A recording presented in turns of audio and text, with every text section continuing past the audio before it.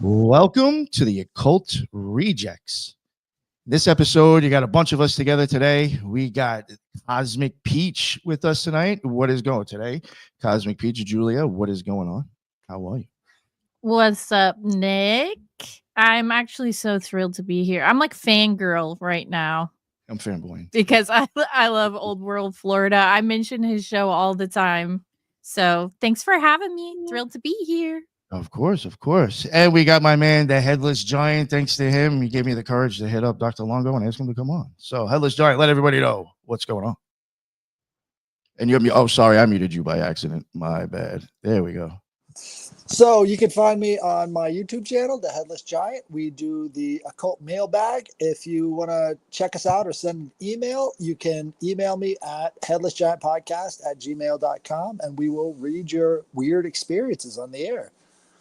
Oh, yeah. Thank you very much. And today we also got joining us Ricardo. He's another mad scientist that I consider. And I appreciate all his info that he can bring to the show. And we wanted to have him on today with us, especially with Dr. Longo. So, Ricardo, please let everybody know what your deal is. And it looks like you're muted as well. There you go. I think you are muted, Ricardo. Good evening, everyone. Thank you very much for having me again. It's always a pleasure to be on your show. I'm thrilled to learn about what Dr. Longo has to tell us.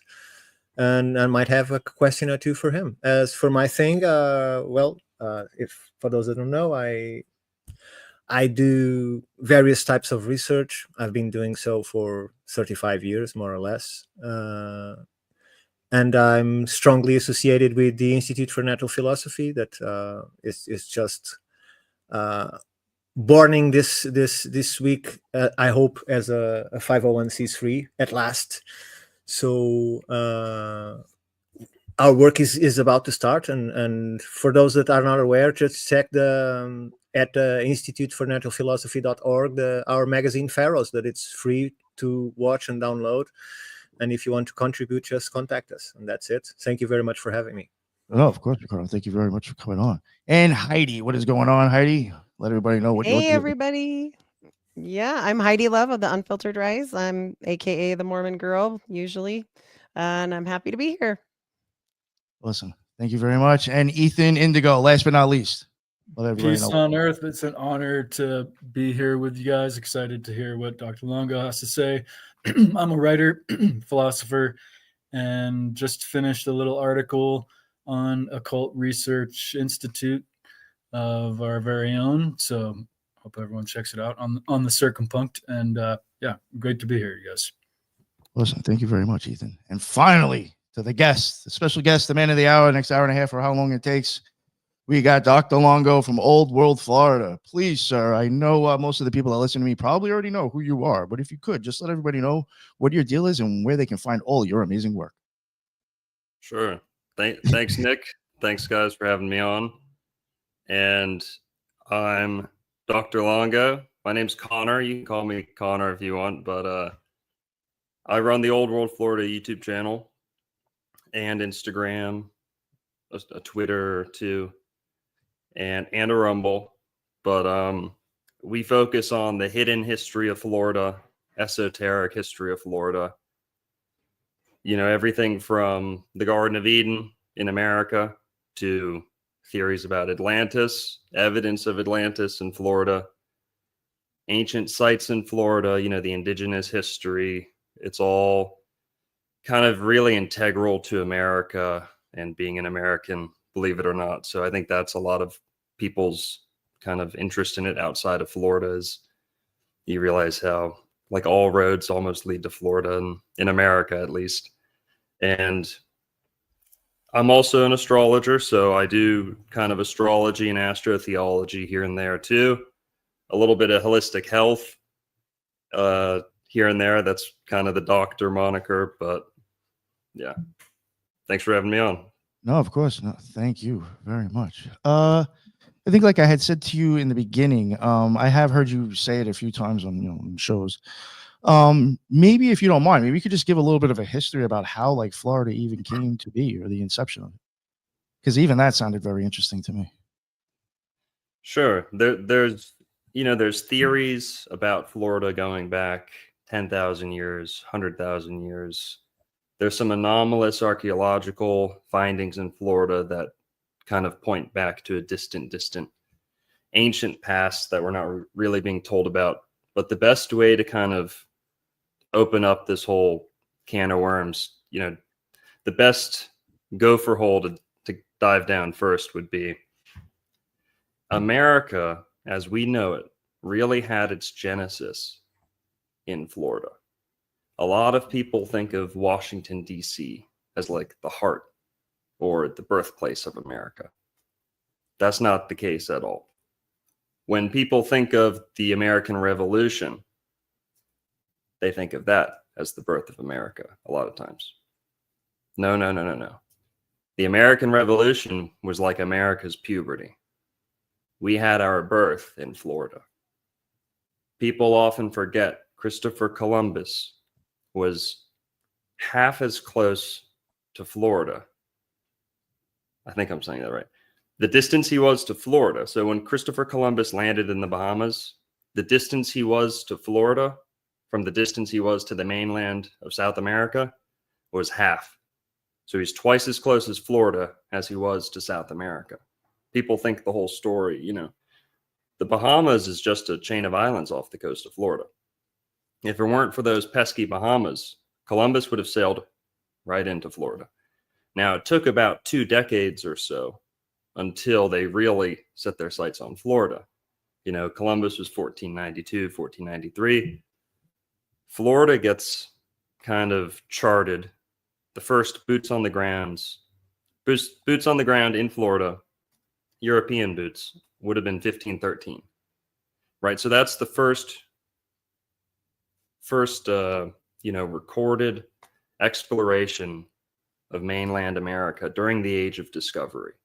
So yes, we have our theories about the Vikings and stuff, but as far as recorded history, meaning people got here and then they kept recording history all the way up until now, that all starts in Florida. Hence, we have St. Augustine, which is the oldest city in America, mainland America. It is nicknamed Ancient City. It's got a couple of other nicknames, but that's where it all kind of kicked off in Florida. To start off, it's one of the most esoteric, occult-coded cities in America, right? If you go there on a vacation, you'll have a field day of picking out, occult symbolism, strange architecture, anomalous architecture. They've got a site there that's, claims to be the Fountain of Youth. That brings us to a whole nother part of why were these Europeans coming here in the first place, right? They would have known really quick whether there was gold or not in Florida. There's not much gold, but they clung to Florida for the next 300 years. Why? What was it all about? Was it just trade routes? Was it just slavery? Well, there's something special about Florida that these superpowers have always been after, that the world religions have always been after, right? So it all kind of unfolds in Florida during the birthplace of America. And, some of the richest people in the world kind of pioneered the art of retiring to Florida. So just to drop some names, Henry Ford, Thomas Edison, John D. Rockefeller, right? Henry Flagler. Not many people know Henry Flagler, but he was kind of behind the scenes. He was a co-founder of Standard Oil with John D. Rockefeller. So people say, oh, well, I don't care much about the Fountain of Youth. I don't care much about Atlantis and the Garden of Eden in Florida. Well, John D. Rockefeller and his buds, they certainly did. So for that reason, at least, I think people should be keen on understanding where all this kind of kicked off in Florida. A lot of the Civil War history, traces back to Florida, the esoteric origins of the Civil War, secret society behind the Civil War, how they kind of reformed, recentered in Florida after the Civil War. But that's kind of the whole spiel. Is Florida was developed by Henry Flagler and his buddies. If it weren't for them, Florida would still be a place you had to take a boat to, So that kind of brings us up to today, but we can dive off in any direction you want. I don't want to rant. One question I just do want to ask, and we don't have to spend too much time on it. I just want to maybe just in your opinion. Do you think that has anything to do with why Trump went to Florida? Because of the esoteric stuff? Yeah, 100%. I know I know you guys are probably more welcoming to some of these topics than other shows, but I certainly believe that. Go There's a thing called the Gulf Stream. Yeah. There's a thing called the Gulf Stream. So the question pretty much is, why did Trump choose where he is right now in Palm Beach, Florida, to be the headquarters, right? Not just his family headquarters. And just so you know, his primary residence now is in Palm Beach, Florida. During his first term, I think he was still technically a New Yorker. Now he's full-blown Floridian. And believe it or not, there's a couple routes you could go with that topic. Mar-a-Lago itself has a history of being the home of presidents, or potential home of presidents. During maybe even the 40s, but 50s and 60s, I believe it was repurposed as a winter White House. It was offered up by like a billionaire heiress to be a place of safe retreat for the president when he's down south. And so much so that, I don't know the timeline too well on this, but by the 50s and 60s, they had installed nuclear warhead proof, and don't worry, nukes are fake, maybe not. We can have that whole conversation too, but there is a bunker that we consider nuclear bomb proof. They claim there's one underneath Mar-a-Lago. Now, we know there's some type of safe room at Mar-a-Lago, but for sure there's a bunker on a place right, he's on the water. On one side, there's the ocean. Behind him, there's the Intracoastal. On the Intracoastal, there's an island. And I think it's called Peanut Island, I believe. It's right over here, right by my hometown. He can take a boat from the back of his house to this island, and this is why that island was selected, and go be placed into a safe bomb bunker there. So that's been there for 60 years at least. These military installations in Palm Beach, Florida. But as to why, and just so you know, JFK, if you're into the whole QAnon kind of legacy, JFK's family is really the family who chose Palm Beach as their place of retreat. And that's how the deal kind of ended up getting solidified, was the Kennedy family had been established in Palm Beach for a long time. So a lot of people think Trump is kind of following the footsteps of the Kennedys in a lot of ways, right? In certain ways. And part of that was moving to Palm Beach, Florida. So that's one part of it, that there's already this history of like secret bunkers and, a hidden military infrastructure behind Palm Beach, Florida. I had no idea. The other side of it, more esoteric, or kind of zooming out and just looking at Earth and the properties of the land itself, there's a thing called the Gulf Stream. The Gulf Stream is a warm water current that travels across the Atlantic Ocean. And this is kind of what brought the Europeans to America, or back to America, let's say. I think people have always been crossing back and forth. So don't pin me down on any of these timelines. But as far as we, record our history, the Europeans in the Age of Discovery, 1490s, 1500s, they kind of found out about the Gulf Stream again and started using it and keeping it secret. It's almost like, you ever see like Nemo, when the turtles hop onto the ocean current and they surf it, and it takes like no effort. That's what the Gulf Stream is. It's really like that. If your boat gets stuck in the Gulf Stream, you can have a bad day, But the Bahamas is right here, where Columbus landed. Florida's right here, right? Florida. And the Gulf of Mexico is over here. I don't know if I'm flipped or not, but the Gulf Stream slithers, sneaks in between the Bahamas and Florida. And Bimini. So people know, a lot of people in esoteric circles know about Bimini and the prophecies surrounding the island of Bimini, the islands of Bimini, from people like Edgar Casey. That's Bimini is the closest Bahama to Florida. So the Bahamas is a whole bunch of islands. Columbus landed at another one, Guanahani, they call it. But Florida is this big long peninsula. The Bahamas are just a little chain of islands. If you look at a map, the Gulf Stream sneaks right between those islands and Florida, and there's like a lot of kind of friction there. I don't know if it speeds up more there, but it gets pinched. It gets compressed. So out in the Atlantic, it's a little bit more of like a highway. But when it comes between Florida and the Bahamas, it gets really kind of compressed and what's the word? Focused in between.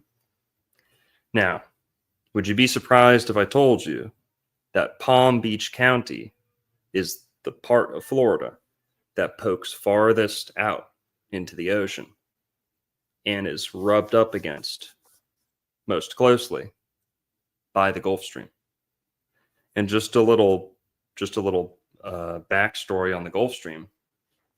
Edgar Cayce, who's widely considered America's most substantiated, most validated, mystic, clairvoyant, whatever you want to call him, sleeping prophet. He prophesied, or he saw in the future, claimed that the central hall of records to Atlantis, he said there was 3. There's one in the Yucatan. There's one over towards Europe, closer, maybe I think he says the islands, not the Azores, but the other ones. Chip in if you guys know it. But Madeira. Which one? Madeira. Portugal only has the Azores and the Madeira Islands, unless it's further south, and then it's Cape Verde. It's one of those. It's one of the islands over there. It's right up on the Atlantic coast of Europe. Cayce said there were these halls of records to Atlantis, and he said the central one, if not the capital city of what he considered Atlantis, because Atlantis spread out. You can interpret Atlantis to be a time period. You can interpret Atlantis to be a whole empire. But Edgar Cayce was talking about 3 specific sites. One of those was Bimini. Bimini is the closest island to Florida. That's not in the United States. It's in the Bahamas. You can get to Bimini from Florida in a canoe in 15 hours. 15 hours in a canoe. People do it all the time. They take paddle boards, like groups of like 50 people, they paddleboard across. You can do it in a wave runner. People do it all the time. It's that close to Florida. So it's, just so people can visualize, if you know where Florida is, if you know where the Bahamas are, the Gulf Stream sneaks right in there.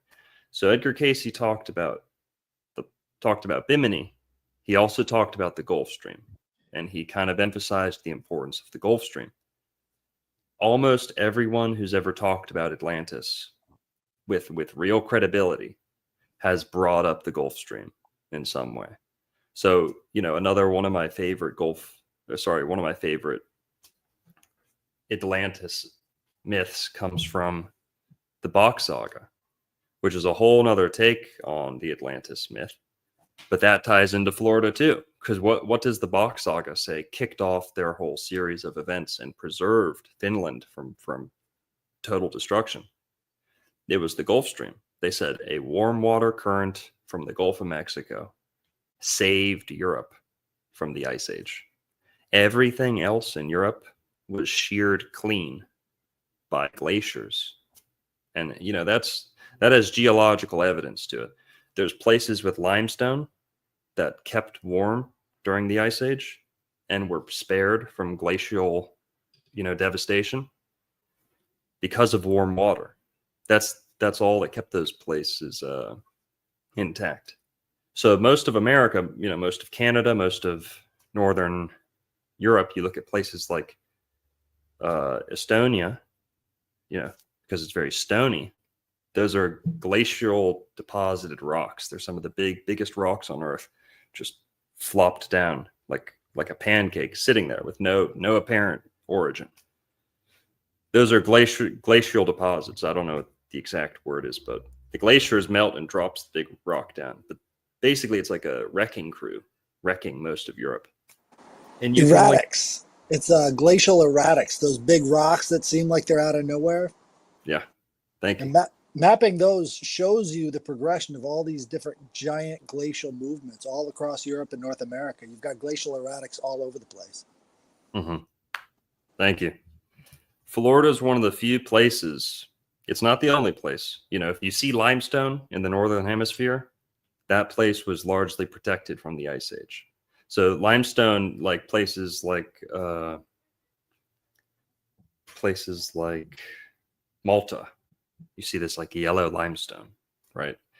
There's probably a lot of sandstone and other stuff too there, but limestone, that means that that place was largely preserved during the Ice Age. I wasn't there, but you know, this is like this is good evidence to kind of go off of.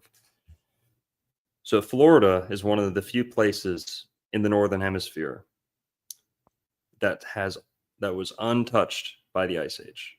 Okay, almost everyone's in agreement that Florida has largely been how it looks today for like 10,000 years. It used to be twice as wide as it is, but other than that, it's been almost undisturbed for 10,000 years. And so the Gulf Stream is what determined whether or not a certain place was going to survive the Ice Age. Some good examples would be, everyone can go look this up. And again, this is just like Google information, whatever, but you know, take it for what it is. You know, all these geologists and climate experts will tell you, if the Gulf Stream diverted just a little bit, if it didn't keep its course that it keeps to this day, Iceland, the British Isles, and much of Northern Europe would still be in the Ice Age, still be blocks of ice, still be very, very, you know, hard to live in. It's the Gulf Stream that feeds this warm water to the south of the British Isles. You know that you can grow types of palm trees in the south of the British Isles. You can grow certain types of fruit and produce, ferns, succulents that you can't grow anywhere else in Europe unless the Gulf Stream is providing warm water there. And there's a couple places in the south of the British Isles where this is true, where this is, you know, extremely evident. And they have nicknames like, I always confuse it with the Wicker Man. They use that in the Wicker Man. They attribute it to like pagan deities, you know, blessing them with bizarre produce, but it's really just the Gulf Stream. You know, that's the secret behind the Wicker Man. And they nickname them the Summer Isles, or the Southern Isles are nicknamed the Summer Isles because they stay warm due to this Gulf Stream. So, and even Finland to this day, you know, the Bach saga kind of says, thank you, Gulf Stream, right? So, to tie that all back to Trump, where I live right now is Lake Worth Beach. That's as close as you can get to Palm Beach Island, where Trump lives, without crossing the bridge. So this is like neighboring city to Palm Beach Island. People say Palm Beach, it's actually an island, the part that Trump lives on. And that is pretty much as close as you can get to the Gulf Stream, right here in Palm Beach County. My town right here, Lake Worth, is the most Finnish place in the Americas. The Finnish people moved here en masse 100 years ago, especially after World War II. A whole nother big wave came here. And to this day, many of the businesses, many of the people here, longtime residents, are Finnish. Very, you know, you can look at them and tell they're Finnish. So there's some spiritual connection. It's almost like salmon returning to their spawning point, right? We have sea turtles who do the same thing here too. It's almost like deep down back in their DNA, potentially their long lost Atlantean homeland. But maybe you can tie that to Trump, maybe not. But Trump is as close to the Gulf Stream as you can get, just to put it plainly. That's kind of why he is where he is. Well, Do you think that there's like weirdness with the Bermuda Triangle and stuff out there too? Because I mean, if it's the Garden of Eden and everybody is drawn, it's like you said, it's Atlantean esque, and then you have all the weird Bermuda Triangle stuff. I always thought that Florida was interesting because of that, and then I found your channel, and then I started connecting all these little pieces, and it's got to be like pre-flood, maybe the Bahamas were somehow connected with Florida, and then it flooded and a lot of stuff was buried underwater, but I think it could be like one of the most ancient places on earth. Yes. if I could jump in there, in the Fundamental Laws report of the 68th Convocation of the Rose-Cross Order, this book that sort of got leaked from the Rosicrucians out of Pennsylvania, they claim in there that Atlantis was a land bridge going from the not Baja Peninsula, but the other side of Mexico. What's that peninsula called? Right near Guatemala, all the way over to Africa, Yucatan Peninsula. And they say that there's a pyramid of fire somewhere around that region. And when that pyramid of fire is brought up, that's when Mexico and the United States will merge. This was back in 1916 when they wrote this. And they found in 2015, close to 100 years after this report, this giant pyramid off the shores of Cuba, 2,000 feet below the water. And so there's this strange connection in there with all of this Atlantean stuff being underwater at these places. And, somehow they knew about this in 1916. Oh, yeah. My Yeah. fascination is Casadega because the spiritualism capital, like this whole vortex point, like this is kind of where I'm going to check at. Yeah. So I don't know how you feel about all that, but. Well, to your point, Julia, about the flood, pre-flood, the origin of the Gulf Stream, it's pretty evident. Florida is the highest concentration of freshwater springs in the world. So we think, 72 degrees, if you're swimming, you might think is cold, right? But in terms of like the world in general, 72-degree water is pretty warm, right? And warm, I believe freshwater will keep its warmth when you put it into salt water. Something about that. Maybe it has to be in a current, but there's something to that. And basically when all this fresh water oozes out of Florida, Florida really is like the rural member of America. Okay, oozing fertile waters into the Atlantic Ocean. Not to be, lewd or anything, but you can really put two and two together. It looks like that it's constantly emptying millions and millions of gallons of fresh water into the Atlantic Ocean. A ton into the Gulf, but a ton into the Atlantic too. So just so you know, there's 1,000 notable freshwater springs in Florida. People think Florida is all about swamps and beaches and gators, and we also have the most crystal clear spring water in the world. The Florida Tourism Board just doesn't like to put it out there. Number one, because it's the fountain of youth and they don't want you drinking it because you'll live forever, or you'll live to 97 like John D. Rockefeller after you move to Florida. You'll live to 137 maybe, like some other guys that we can talk about. But they don't want you drinking pure Florida spring water. They all kept it for themselves. There used to be a black market for Florida spring water. Okay. Used to fetch as much as $1,000 for like a little vial, right? Like that big. That's why the Spanish held on to Florida for so long. But what is the Gulf Stream? And as far as a pre-flood timeline, Julia, if you've ever seen like a spring bubbling up out of the sand, it's almost like where the spring is coming up is kind of pushing sediment to the side. And Florida and the Gulf of Mexico largely has that property. You have the Mississippi River pushing all this stuff, flushing everything out into the Gulf. And then the spring water from Florida flushes all that out into the Atlantic. So no matter what type of flood, mud flood, sand storm event, you name it. My gut feeling is that Florida is one of the most well-defended places against those type of cataclysms. I think that if there were a mud flood event over America, for example, I'm not a big mud flood guy, but I think Florida would be the first place to dig itself out of the mud with all that water just pouring out. It doesn't matter how much mud you stack on top of that. It's going to wash itself clean. That's largely why Florida is so flat too.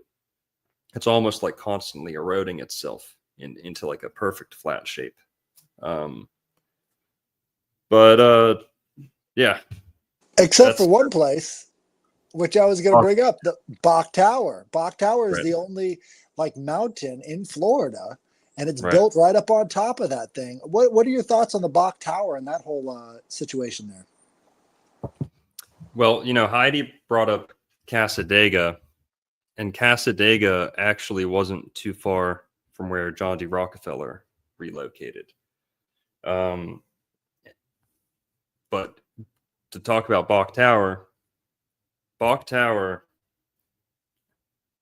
it's when they developed it, they thought it was the tallest point in peninsular Florida.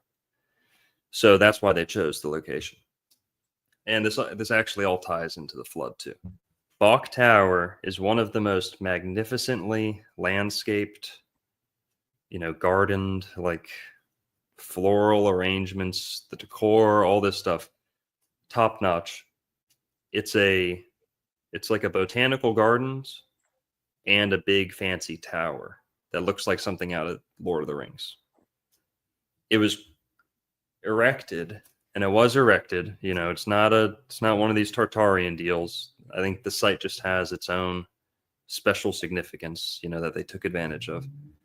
I don't think it's an ancient building or anything, but there used to be a water tower on top of there in like the 19 teens. They got rid of that, and they constructed this tower out of pink granite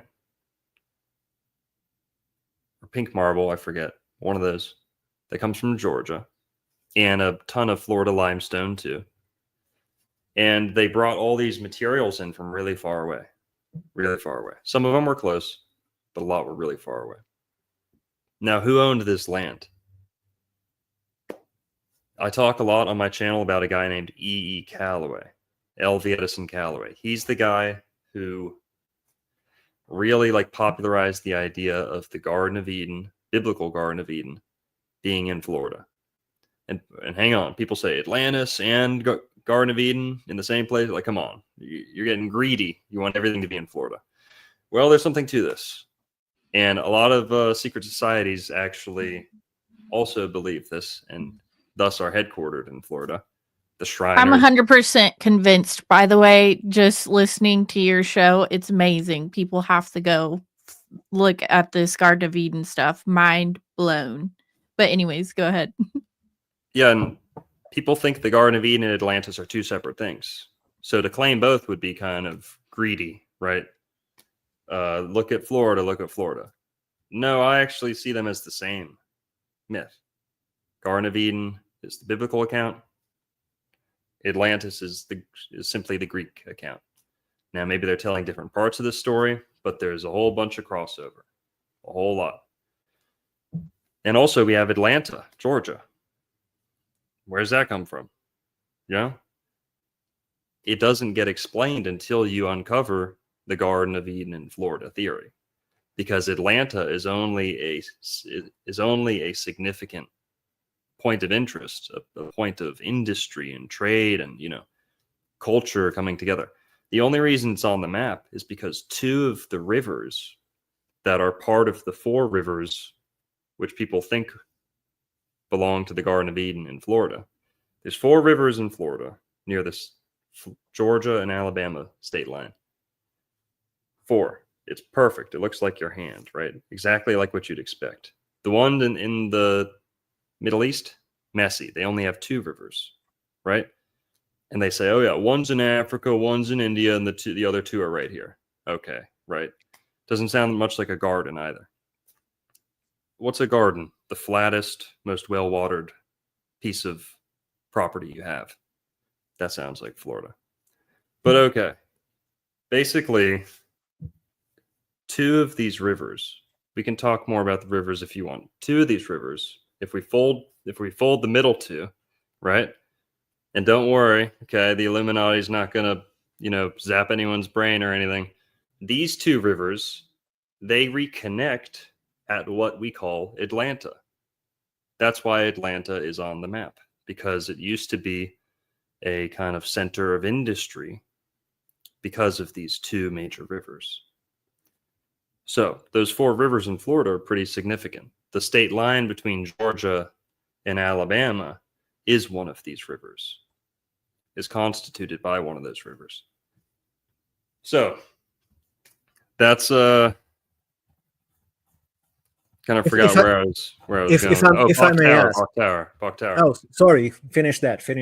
I just want to say that the guy who came up with the Bok Tower, the guy who came up with the Garden of Eden Florida theory was the lawyer of the guy who owned Bok Tower, the land that it was built on.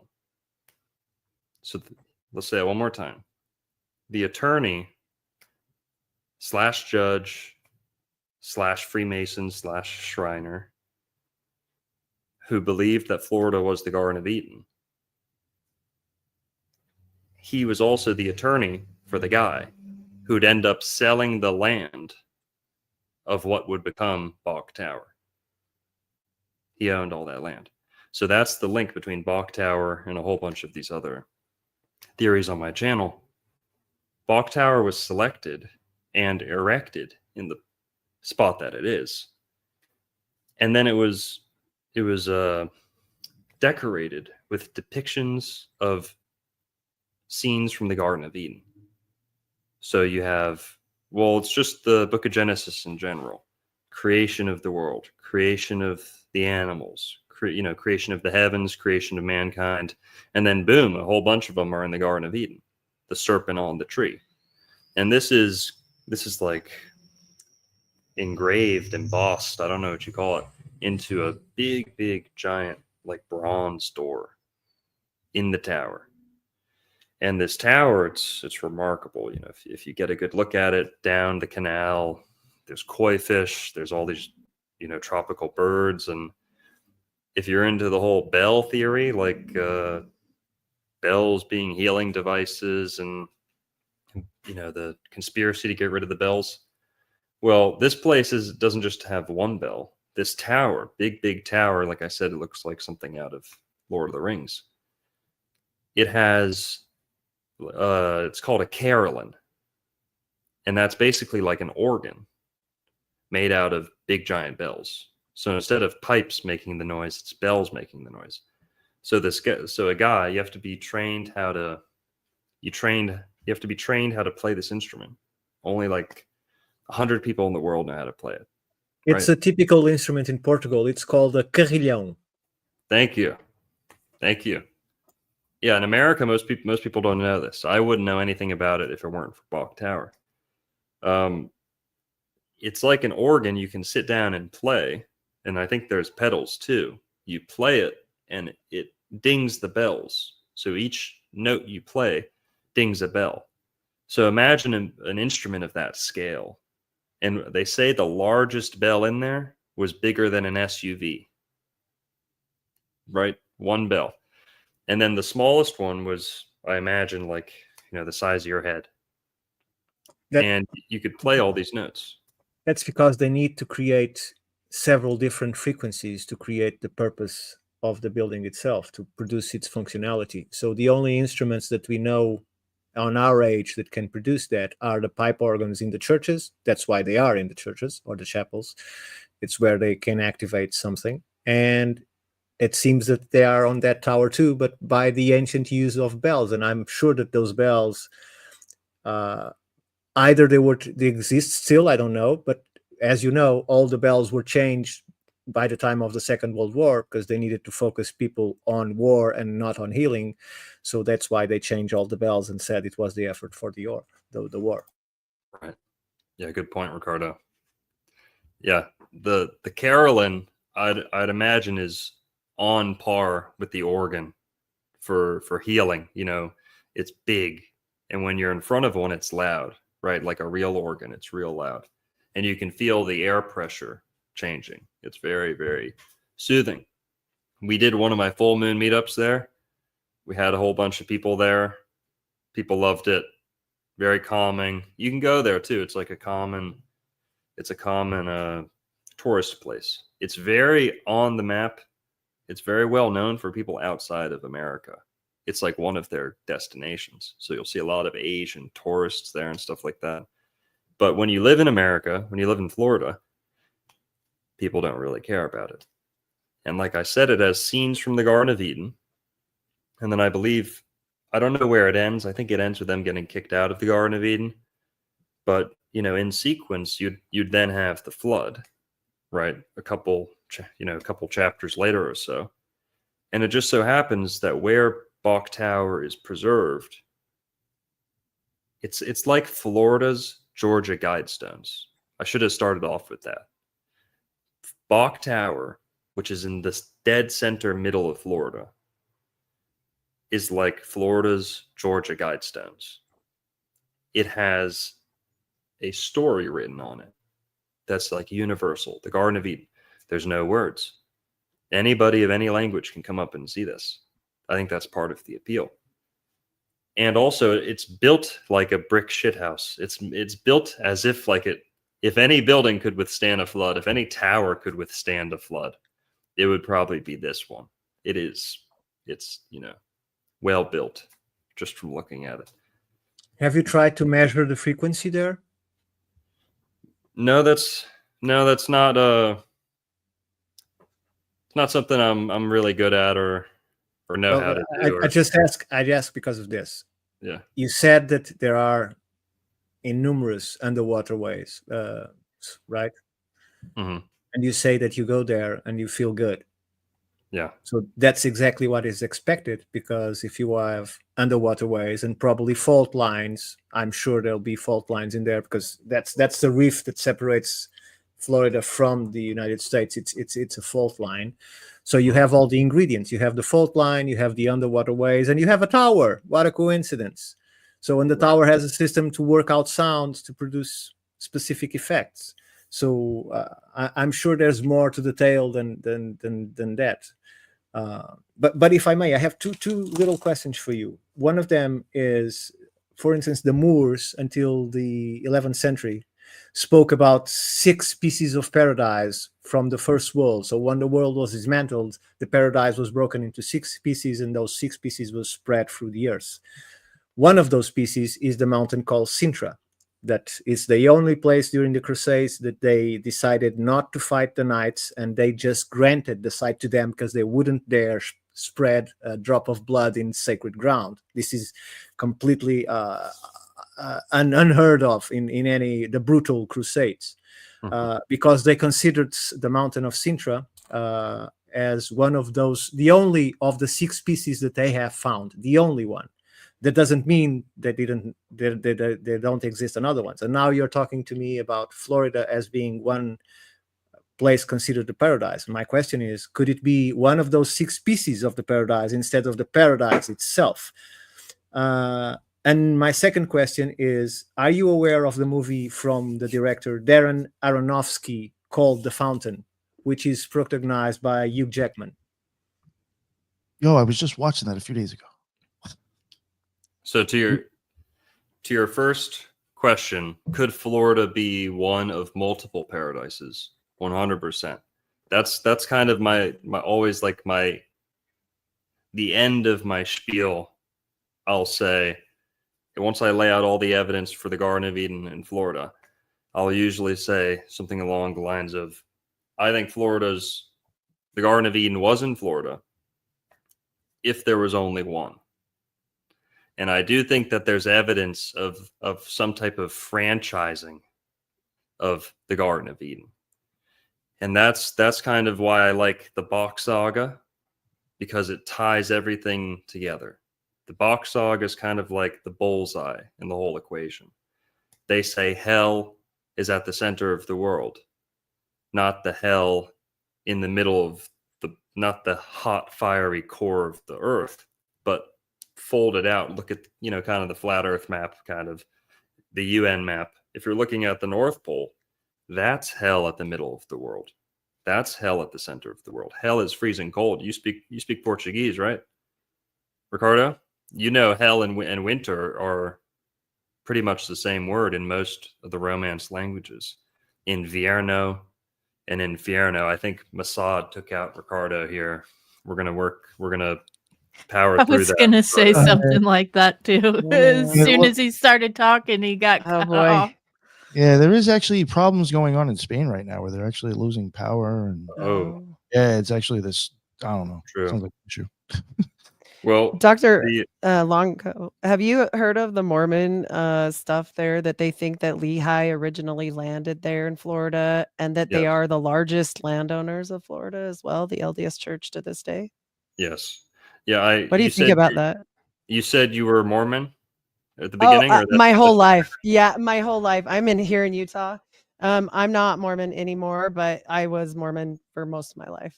Nice. I love Mormons. I love their history, their take on American history. They're so open-minded.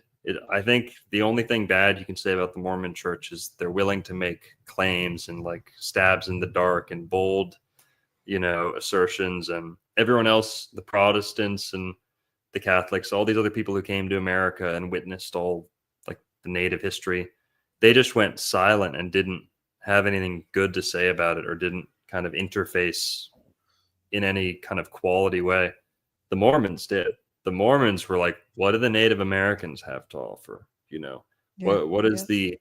What's the ancient biblical lore? Is God so naive? Or sorry. Shouldn't have said that. Are we so naive to believe God excluded the Americas from all of his biblical dealings? Right. They've But- noted a lot of the things that I know from your channel, like special bees and special honey and special, Yes. they kind of lend some credence. Now, I mean, I speak out. Mainly my issue with Mormons nowadays is just that they aren't honest and they're a magical practicing order. And if they would just be honest, I think it'd be totally awesome. You know what I mean? But their history is there nonetheless, and we can't just chuck out everything. I mean, that's just silliness. Like I agree with you. And I know they mention a lot of this, like the climate and the native people and these special bees that make this Tupelo honey that's only special to this area, Yep. kind of lends some credence there. Yeah, that Tupelo honey actually ties into the whole Civil War secret society and the taking back of Mexico that he mentioned up here. Can you put the comment away so I can see his title again? Sorry. Sorry. Headless giant. That headless giant brought up. He said, the secret plan to bring America and Mexico together actually ties right into that Tupelo honey conspiracy. Some people call it liquid gold. There was a movie called Yuli's Gold. And who was the first Jewish senator in America, who was also Florida's first state senator? David Levy Yulee. So the Yulee family was this family who came to America. They were Sephardic, Jews who were in kind of the piracy, a little bit of piracy. People don't like to admit that, but a little bit of piracy, a little bit of human trafficking and slave trade, lumber trade, sugar. He had his hands in everything. His family, the patriarch, Moses Levi Yulee, or Moses Eli Yulee, threw it all away and said, I'm going to open a utopia in Florida. And he was very much on this Mormon wavelength. It's written in newspapers that he was interested in interphasing his radical new sect of Judaism that he started in Florida, which they believed, like messianic prophecy, that all the Jews who were being persecuted in Eurasia were going to move to Florida and start a new Jerusalem. And Jerusalem and Florida are actually on the same latitude. Precisely. That's the northern state line of Florida is the 31st latitude. So it's paralleling Jerusalem quite literally. And who came up with that? The The same guys who designed Washington, D.C. selected the state lines for the Southeast United States. This is I called was hoping you would bring that up. I love it when you talk about that. it's called the Ellicott line. There's a couple Ellicott lines because that's the main guy who was doing it. He wasn't a Mason, but he was partners with the Masons who designed DC. I'm blanking on their names. They selected the state lines for Florida and, made them official. So that's where we get that panhandle of Florida. That's the flat line in Florida. It's also the flat line between Louisiana and Mississippi. And the panhandle of Florida used to go all the way up to the Mississippi River. That was the cutoff of West Florida. And that panhandle was the 31st, right? So that parallel line, flat line, goes all the way to Jerusalem. Blah, blah, blah. But, and Ricardo, to your point about multiple Gardens of Eden, Thank you. that 31st latitude is to me the whole gravy, kind of the gravy train that connects Florida to those other Gardens of Eden. Because where do we get the basis that Florida was the biblical Garden of Eden?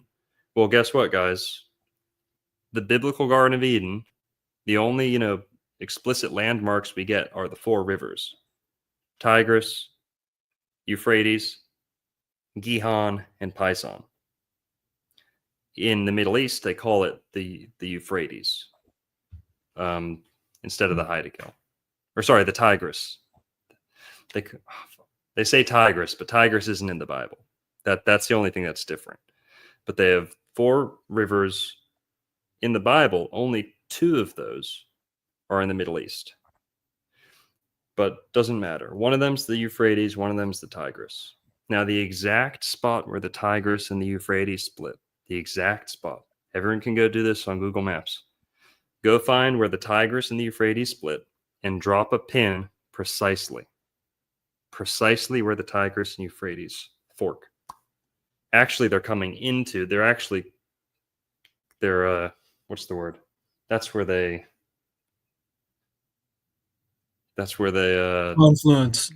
confluence. Thank you. That's the confluence of those 2 rivers.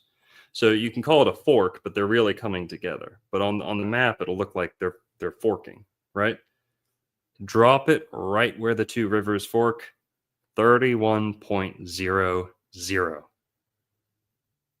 There's not many landmarks in the world that are so perfectly, attached, kind of marked by a line of latitude that precisely.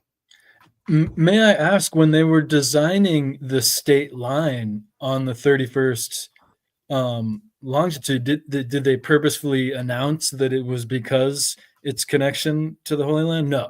No, that was an unspoken thing. It goes in with the whole New Jerusalem. That, well, yes, we can tie it all together. Actually, it's just there's not like explicit evidence. No one said, "Hey guys, this is where the Garden of Eden is, so we're going to choose this number." They didn't say that outright, but it all goes back to the Yulee family. Moses, Eli, Levi. He ditched his name of Yulee. His son, David Levi Yulee, revived the family name. And he's Florida's first senator. He's America's first Jewish senator. Why was a Jewish family in the Confederate South? He was also a Confederate senator. Two of the biggest financiers of the Confederacy were David Levi Yulee and his cousin, Judah P. Benjamin. They were also behind some of the big secret societies in the South. Florida was the center of Freemasonry in the South, the unspoken headquarters of Freemasonry in the South during the Civil War. Any presence of Templars connected to Florida? Yes. I'll try and tie that in here, but you're going to like this point about the 31st parallel. It was David Levi Yulee who gave Florida its statehood. So he's like the George Washington of Florida. He was a Confederate senator, but before the Civil War, he fought to make Florida a state. It was just a territory. So in 1820, Florida was kind of acquired by the United States, 1821. But it wasn't until 1845 that we officially became a United State. David Levy is the guy who got to select when, and we know he selected when. So to your point, Ethan, about, them coming clean about why they chose that place, you kind of have to piece it together yourself, but we can see that he selected the day, March 3rd, to make Florida a state. March 3rd is Florida's birthday. 33. David Levy Yulee. His name was spelled Y-U-L-I. Why did he bring back his ancient family, Jewish Sephardic family name out of nowhere in the Confederate South, where you'd think they'd want to be hiding that stuff? Why do on the same year that he became Florida's first Jewish senator, he revived his family's dead name. But he didn't spell it the same way they spelt it when they got rid of that name, Y-U-L-I, or simply U-L-I. They started spelling it Y-U-L-E-E. E-E. You know how many significant double E names you see in Florida history and all across? Go guys. Go ape on the 33 EE names. People think of CC like Coral Castle. That's in Florida too. The Coral Castle zip code is 33033. You can't make that up. Florida's birthday is 3-3. Juan Ponce de Leon set out for Florida 500 years ago, also on 3-3, March 3rd. Something I just want to add real quick. I just happened to look at it real fast. The Yulee with the Y-U-L-E-E in English gematria, it does match Mar-a-Lago. Interesting. Yeah. Interesting. Yeah. Ed Leeds-Scownon did the exact same thing. That's why I bring up the Coral Castle. It's not ridiculous to call these guys out on renaming themselves to have a consecutive EE in their name. No, there's a reason. Ed Leeds-Scownon did the same thing. I usually say coincidence takes planning. Yep, exactly. Ed Leeds-Scownon also had an I in his name. Edmund Edward, I forget his name. I think it was Edvard Leeds-Scownon, the guy who built the Coral Castle in South Florida, on the zip code, the zip code 33033. And Freemasons, if you can't afford a trip to Egypt to see the pyramids, like Colonel Sanders did, took a trip to Egypt with his fez hat and everything, you just go to Coral Castle. That's the next best thing. So Freemasons are actually encouraged to take at least one pilgrimage to the Coral Castle. Do you think that it's true what he said, that he levitated those stones into place with nothing but like two forks or whatever he said? Yeah, he had some kind of primitive implements, nothing you'd see on a construction crew today. And people say, "Oh, he had a tripod with a wench or whatever you call it." They say that he didn't have anything. Well, he had a tripod, and there's some pictures of him holding big rocks up on this big tripod. But that tripod, people say, was only rated to like half the weight of the largest stone that's in the park. So yes, he had something to help him, but it couldn't have helped him much with the biggest blocks that he was working with. The tripod wouldn't be able to place the stones in place. It could only lift the stones, could not take them and place them. And that placement is the most difficult part of any stone transportation. Transport is relatively easy depending on the size and weight, but the placement is what takes a lot of time. Even today, if you go place a big stone, it could take 2 days. And if there is a little bit of wind, they won't make it, for instance. So It's the placement that is hard to do. Good point. And the craziest part about the Coral Castle is he built most of it in one place in Florida, in one city.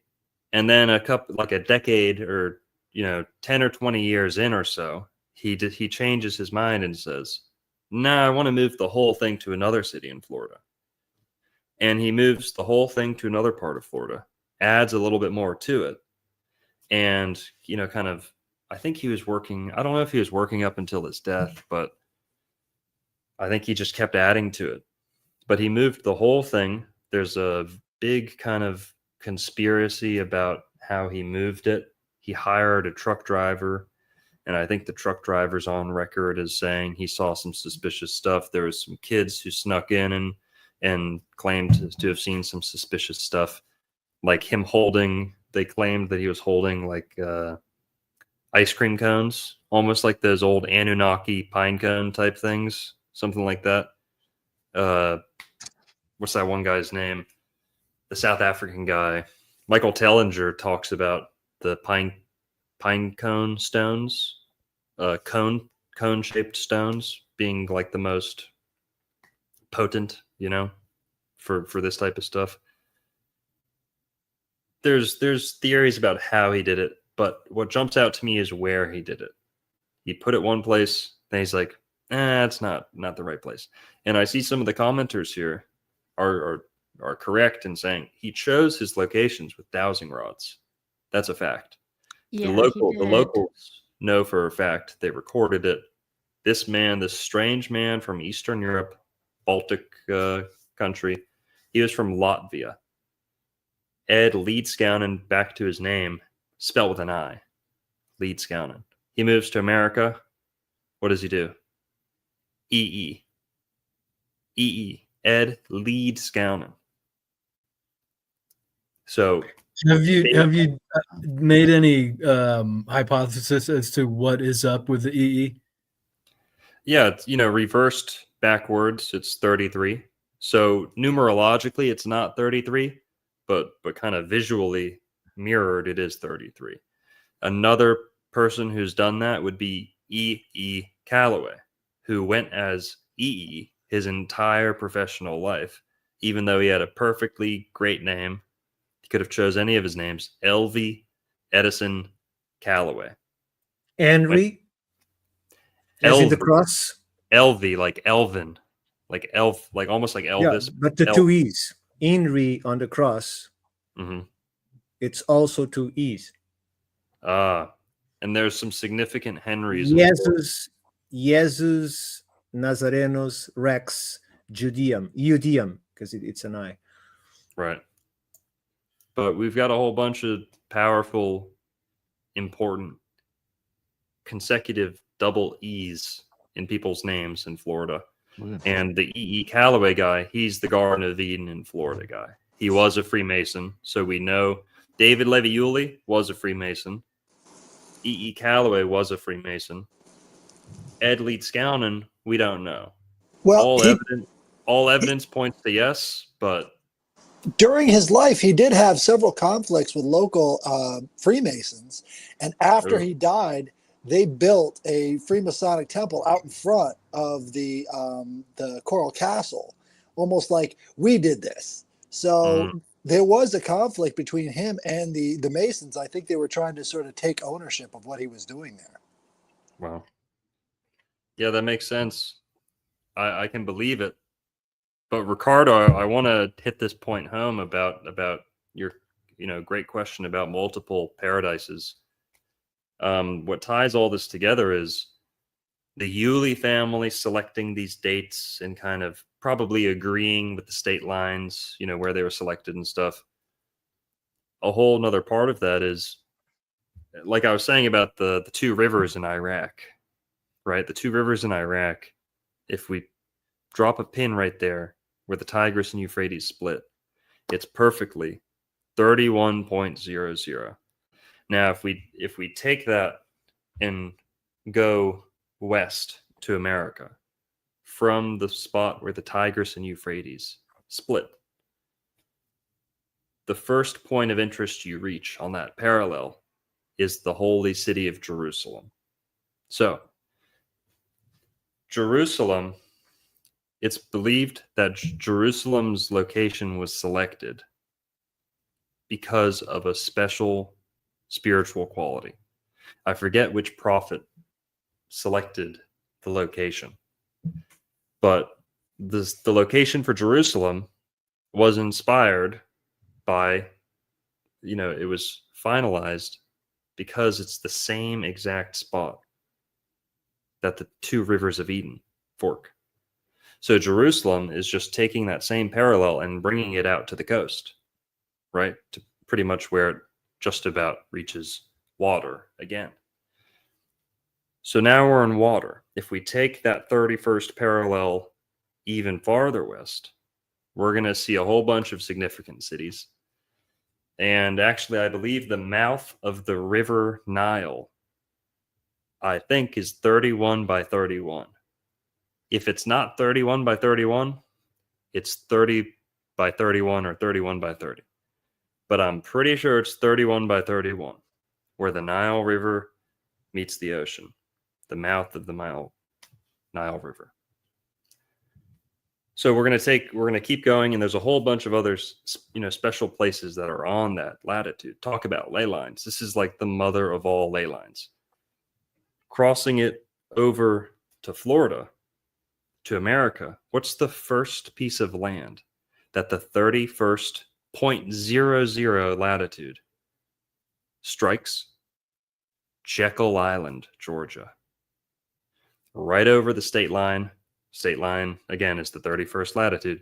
Right over the state line from Florida. Jekyll Island used to be part of Florida when it was known as La Florida 500 years ago.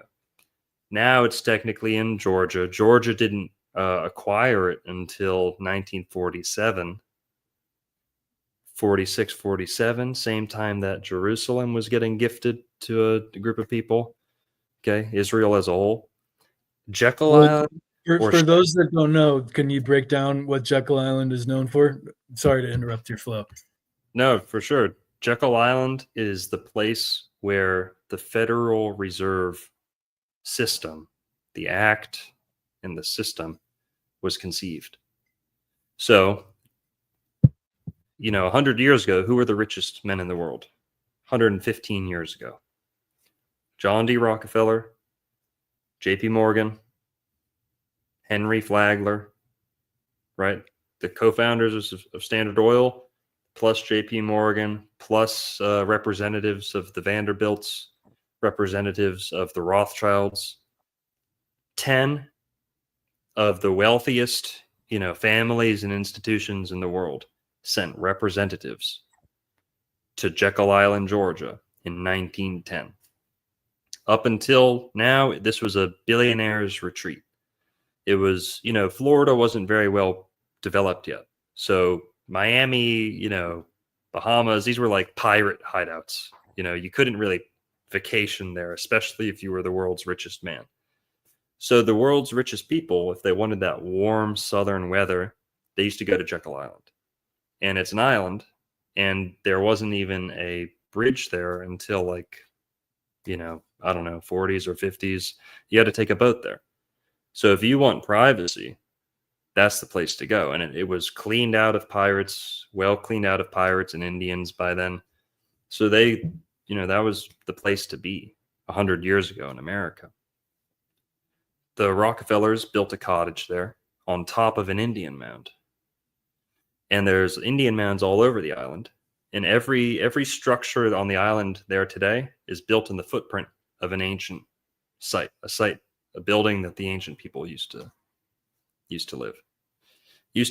live in, whatever. Now, all these places around Jekyll Island, there's kind of a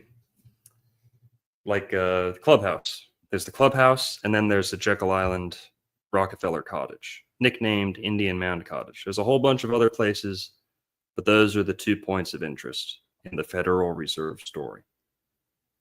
It's believed that the representatives of the richest families in the world, Rockefellers, Rothschilds, Vanderbilts, the Morgans, all came. And this sounds like a made up like board game, right? This sounds like, you know, a game you'd play at a party or something. No, this is real. All the richest men in the world or their representatives in the same room, coming up with the idea, how are we going to screw over America next? Pretty much, right? I don't know if there's ever been more of a clear-cut screw over in American history. And the people that they did that to was the Timucuans, right? Wasn't this the Timucuan Indians? Yeah. The Indians that used to live there in ancient times were the Timucua. And the Timucua were a really anomalous group of Native Americans. And this kind of brings up the question, why would they choose Jekyll Island? Yes, it's warm. Yes, the reasons I listed before. Why did these rich people need to go to Jekyll Island? Couldn't they just choose somewhere really secluded in like New York? So couldn't they choose somewhere to do this meeting somewhere more convenient? Nope, they had to do it in Jekyll Island. And I'm going to make the argument here, and some other people who've, you know, came before me and dealt with this topic really originated this idea that they chose Jekyll Island because of the black magic that they wanted to do there would have been supported and bolstered and intensified by the ancient dark magic that used to be practiced on the island by the Timucua Indians. Part of the Timucua Indian lifestyle was sacrifice of the firstborn child, straight out of the Bible. And, you know, there's great books on the whole financial side of Jekyll Island, like The Creature from Jekyll Island, G. Edward Griffith, I forget his name. And they, that goes all into the finances and the secrecy that they undertook to kind of make this meeting happen. But it doesn't go into the esoteric or spiritual reasons of why they chose. It wasn't until a guy by the name of Timothy Bence, an American preacher, mystic, Christian mystic, right? This guy's a light worker if there's ever been one, okay? He's like Obi-Wan Kenobi in my eyes. This guy's like, he's a legend in the conspiracy theory community. He went in there, and he's the first guy to uncover the ancient connections of, you know, why'd they do it there? What's with the indigenous history that they had to conceive the Jekyll Island there. And they signed an agreement there, but it wouldn't be till 3 years later that they put it into action, you know, passed the Federal Reserve Act. Well, they chose that spot in Jekyll Island because the Rockefeller Cottage, like I said, was built on an Indian mound. The particular Indian mound that Rockefeller Cottage was built on was the site of an ancient sacrificial altar where they would do things like child sacrifice. It's one of the first things that the Europeans recorded visually and, you know, made a note of it, that they drew a picture of it and recorded that the Timucua Indians there in northeast Florida and Jekyll Island's the farthest north extent of their range. So this is really like a Florida Indian group. Jekyll Island's like their northernmost settlement. Right, and there's an element too of spirituality and golf that sort of go hand in hand at this location and lots of other different golf courses around the country. So they make these golf courses around these mound sites, and then people don't even know what they're looking at. They just think they're playing golf, but really they have mound sites there and they're well maintained, and they don't have to reveal any kind of their secret spirituality as they go out to these golf sites, which brings back to mind this whole Trump connection. They're always at the golf courses. Yeah. Are you being for real? Yeah. That's what the golf course. Fuck you, headless, coming out of nowhere with some shit. You know what's really weird is I did say I do question if that golf course was somewhat used in a way with all the Lady Bird lake drownings. With the space killer type stuff in Austin, Texas, because they're showing up in an area where there's a golf course and then I think a park or something. kind of, I don't know.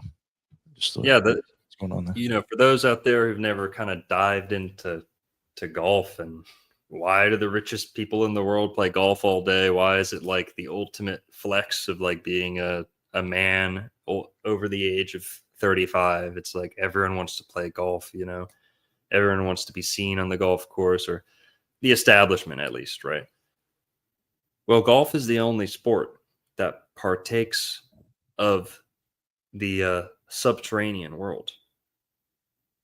It's the only sport, conventional ball game, competitive sport, let's say. There's swimming, there's cave diving, competitive sports. It's the only sport where you got a hole in the ground. The bunkers, hole in the ground, and then that's just the overt playing of the game. As Headless Giant pointed out, golf courses didn't start out because they were, a nice place to kind of hit the ball around. It's because there was Indian mounds. And the Indian mounds in a place like Florida, why do we have golf courses? It's like the golf capital of the world now. Golf came out of Scotland, just like Freemasonry largely did, around the same time. Huge link between golf and Freemasons. You had to be a Freemason to play in some of the earliest golf clubs in Scotland. And a lot of those societies would end up branching off into Florida. So the Florida Gulf, I just messed up right there. Gulf and golf, look at that too. The Gulf Stream is the Gulf Stream. That's what links Britain to Florida too. But golf, the sport, you're going into the underworld a little bit. Also, the way you play it, a lot of times you have cleats, and not always, but a lot of times they're metal cleats. You're quite literally grounding, like stabbing into the graves of the ancient people who lived there. The Indian mounds in Florida, there's a plaque over here in Palm Beach that explains the golf courses and parks were selected in the places they are today because there were Indian mounds there that encouraged people to, play on. If Florida's totally flat for the most part, and then there's this ancient Indian settlement that's today is just mounds, big rolling, nice mounds, cover in grass and call it a golf course. That's what most of the golf courses in Florida are. Most of the golf courses in Florida are built on top of ancient sites. They'll admit that to you in places like Palm Beach Island. And in public parks, there's plaques explaining the process of how people moved in, and the richest people in the city wanted to live on the highest land. What's the highest part of land in a place like Palm Beach Island? Indian mounds. So you had the richest people fighting to live on top of them. And then you had the richest people in the world in their spare time playing games on top of them. I don't know if it's a desecration thing. I don't know if it's a absorbing, kind of like soaking in all that old graveyard energy. People like to do things in graveyards, maybe conducting business over the graves of ancient races does imbue your dealings and business workings with this kind of extra occult force, this occult. Especially like they were into hoodoo too. They were into some really dark, what I read about it anyway, they were into hoodoo, these native people. So I'm with you, like they're probably tapping. That's my guess. Right. Well, this goes into a little bit of what I found about the top hat. So anytime you see, that style of the top hat, that actually goes back to the ancient depictions of Hades wearing a flower pot on his head. And what you see in all of these hoodoo and voodoo rituals is that the Papa Legba, the main guy in charge, is wearing the top hat because it sort of harkens back to this god of the underworld. Oh, 100%. Also, there's some other, most of the Egyptian gods have something akin to a golf club in their hands. What the hell is that? They literally look like golf clubs. Most of those like scepters that the Egyptian gods are posing with.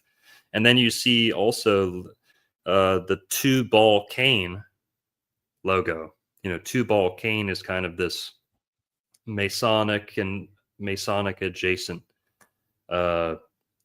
saying, expression, or story, but a symbol also. So it's symbolized in like a hockey stick with a ball on either side. Pretty phallic. There's a whole bunch to the whole two-ball cane thing. But two-ball cane, I believe it's a name out of the Bible too, that they do a play on words with. So two-ball cane, they take his name and make it two ball and a cane, hitting the ball with the cane. So you have the gods of the underworld with canes. You know, the bident would be another example. Like the pitchfork is Neptune has the trident. The god of the underworld has the bident. Joe Biden, anybody? Scorpio. Scorpio Oh boy. ruled by Pluto, the god of the underworld. You know. And they lived a long time, right? These people like knew some secrets because they were bigger. Their bone density, like I actually looked it up, and archaeology wise, like they're built completely different from what I saw anyway. I don't know. The You probably Tubal know. Cain line goes all the way back to the Garden of Eden as well, so that makes sense. But something I kind of wanted you to talk about a little bit, because I find it very interesting, is that in the Garden of Eden they talk about the golden apple and how that's probably a reference to something else that grows in Florida, not necessarily an actual golden apple. Right. Yeah, good point. In many world mythologies, but especially some of the Greek stories, we have mentions of a golden apple. Now, in the Bible, the word apple isn't explicitly used in the Garden of Eden. Forbidden isn't used either. You know, a lot of people think this, and but saying the fruit of the tree of knowledge of good and evil, what was that?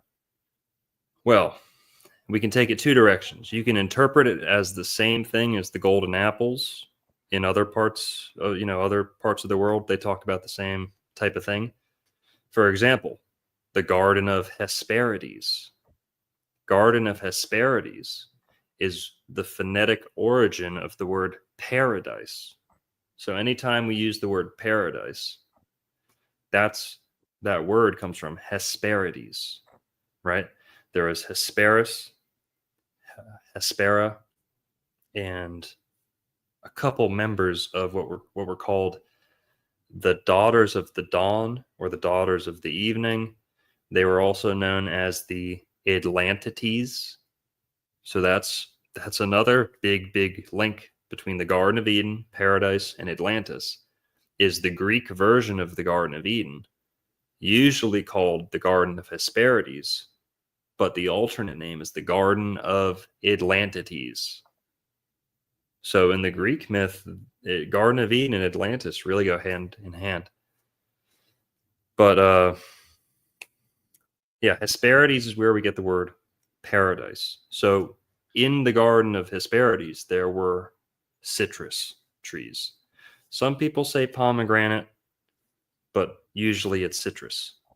In fact, in a couple countries around the world, one of them being Finland, they call orange and citrus applecini. Applecini. Apple sin. Cinny, the orange. Now they say that means China, like Sino, Sini, China. But I don't think so. I think it's like a syncretized word where sin, the apple of sin. So if you're looking for a golden apple, Florida's got oranges, plenty of them. They're not native to Florida, but they were some of the first fruits brought over by the Europeans. And the Native Americans planted them. When they repelled the Europeans, kick them out, fight them off, they'd keep the citrus and plant it for themselves. So they were some of the first, citrus aficionados in America, were the Native Americans. But, I've theorized about citrus being in Florida for longer than they tell us, because there's other plants like that. For example, the pineapple, which is an American fruit, shows up in certain Roman and Greek art. Other things that are, native or endemic to America, like corn, shows up on Rosslyn Chapel. Ricardo, you mentioned the Templars. The Templar link between Florida, Rosslyn Chapel is one of them, because some people say that corn is in Rosslyn Chapel. Some people say that tobacco and not aloe, but something like aloe that grows in the South United States. People believe that Templars, Freemasons, their ancestors traveled to the Southeast United States a long time ago. Look at the whole Oak Island thing that's kind of developing today. That kind of ties that all in together too. Yeah, there's several evidences of their presence way before the Columbus. Yes. But Julia, we can also say, the forbidden fruit, golden apple. I do a lot of videos about citrus and the healing qualities of citrus. I'll be the first to tell you, citrus is the most healing food in the world. Doesn't matter if you're a vegan, a carnivore, whatever.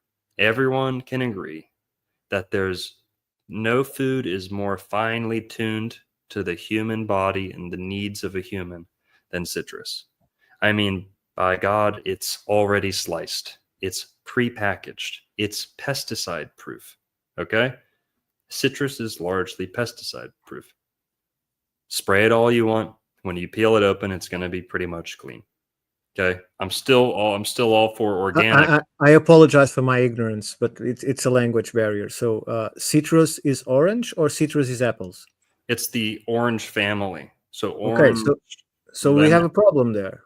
Yeah. Because the problem with citrus is they will absorb up to 70% of what is given to the earth. So right. So if what is given to the earth to feed the citrus trees, and I know because I have them, a lot of them here in my land, whatever you feed them is whatever you're going to eat. So if they are raised in a place where the water is wholly by the natural frequency, like Florida, as I'm starting to understand, those fruits will be highly healing because they'll have what the ancients called like the living water in them, because the water will be purified, will be structured water by the frequency. Yeah. But if it is raised in a land that receives pesticides or whatever it's put on the land to fertilize the trees, you will going to get it in the juice of that fruit. So it has those two sides. So it can be both very healing, but it will absorb everything that will be given to the tree. Right. Well, I've heard otherwise a little bit. I've heard that citrus is one of, I don't know if it's in the clean 15, but I've always heard it in with the safer side. I've always heard that tropical fruit and things with a thick rind, they're going to defend themselves as much as they can. Those fruits like that, they have their own immune system. You nick it and it'll scab itself. Mangoes, citrus, apples, not so much.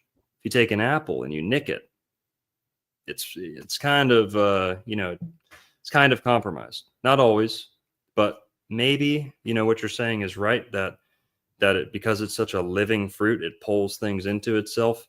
My experience tends to be that they spray a lot of the oranges here to shit, but the orange works in its own favor so much. And I'm not coming up with this. We have a doctor here who says his name's Dr. Morse. He's one of the greatest raw fruit healing, like food gurus in the world. We sell his book here too, Detox Miracle Handbook. He says he'll take the worst orange over the most organic, like other citrus, non-citrus. So, I'm not entirely disagreeing with you. I'm not an expert, but I've always heard that it's usually on the cleaner side. If you've got an apple that's been sprayed, if you've got an orange that's been sprayed, I'm going to go with the orange. So in terms of, I'm sure everything can get tainted, but I've always believed that citrus really cleans itself out, keeps itself clean. And to your point about what, soaking up the minerals, that's definitely true. I believe Florida citrus is some of the best in the world because of how swampy and sulfury the water is here. And the orange definitely does absorb many of those nutrients that you wouldn't find in the groundwater elsewhere. California citrus, in my humble opinion, doesn't come anywhere close to Florida citrus. That's just my opinion. But and I have to say also to your point, because I think this is why it's also cool, is there's something different about Florida's oranges. And we could tie it all into like the frequencies and it being kind of like a energetically charged place. But I noticed after I listened to your episode, because there was a guy who said he lived for, I don't know, a couple of years just drinking orange juice and like it had everything he needed in it. And he literally just survived on orange juice. So I was like, ooh, yeah, I'm going to start drinking more OJ, get a little spiritualism in my diet.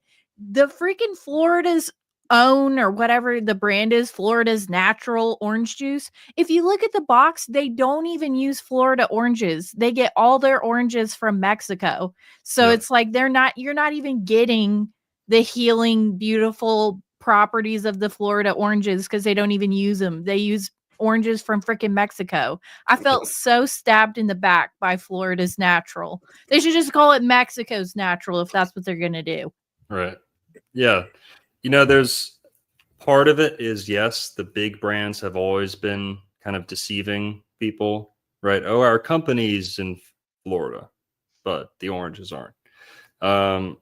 There are some good Florida orange juices, the local, the better, of course.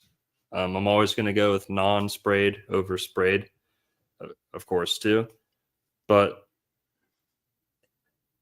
there's an issue. There's a conspiracy. Some people say that it was China's fault. Some people say it's, created in a lab. But there's two issues, two kind of diseases that are decimating Florida's citrus. And it's called the canker, citrus canker.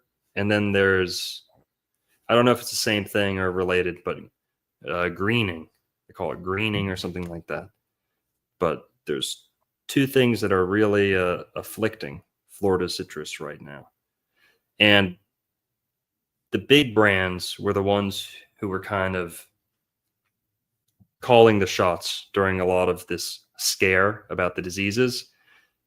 30 years ago or so, around when I was born or a little longer, my dad, all the people who lived in Florida back then would tell you they used to go around with helicopters, teams with assault rifles.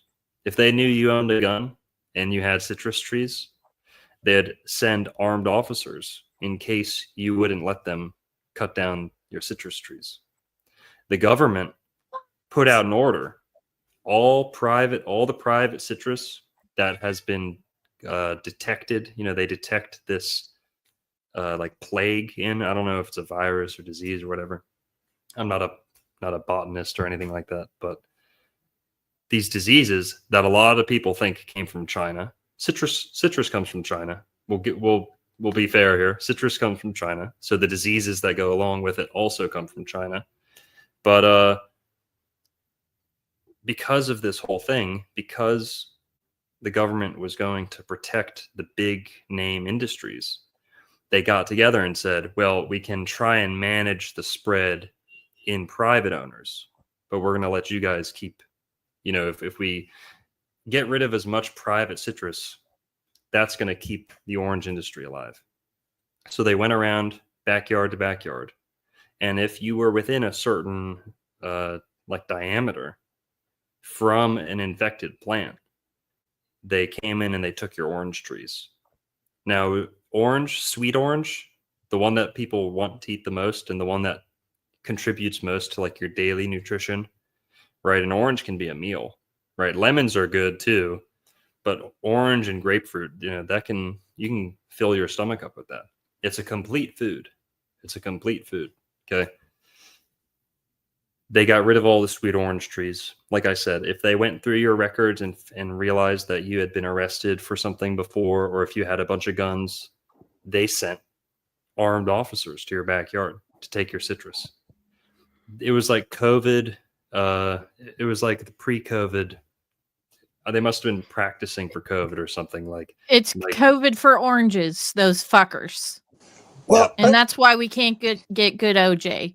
another big part of the whole citrus conspiracy is the financial markets that look at these things and invest in the commodities. So in commodities trading, if you've got a report that comes back that says it's going to be a cold winter or whatever, they can then manipulate the market to influence the price of orange juice and all the rest of this stuff. So going Eddie around Murphy Trading Places, the orange frozen juice. There you go. Yeah. And that was a movie by one of these big truthers who was actually friends with one of these Rockefellers. That was so he was kind of open the books. The caricature of the two brothers is exactly that. Right. So they use stuff like these infections and all the rest of this stuff to manipulate prices, and then come back with a much bigger haul when really it's all just contrived. Yeah. But I wonder, have you actually seen any sign of any disease? Is it real? Well, that's the interesting thing, Ricardo, is what most people's issue with it. Again, I'm not an orange grower. I know they're dealing with a lot of issues, so I'm not acting like there's just a quick fix or anything. But I do know that one of those main issues, I don't know if it's the canker or the greening. I'm kind of an idiot in this whole plant world. Like, I don't know the specifics on this, but I do know there's an issue, and it's caused by two kind of big diseases or afflictions. One of them, at least, is facilitated by like gnats, like a fly. That's like an invasive Chinese gnat that came along with the citrus or something, or they pumped it out like COVID to take away our citrus. I don't know, but I do know. But do you see anything on the orange itself? Do you see the disease, or is it something that you don't see? That's my question.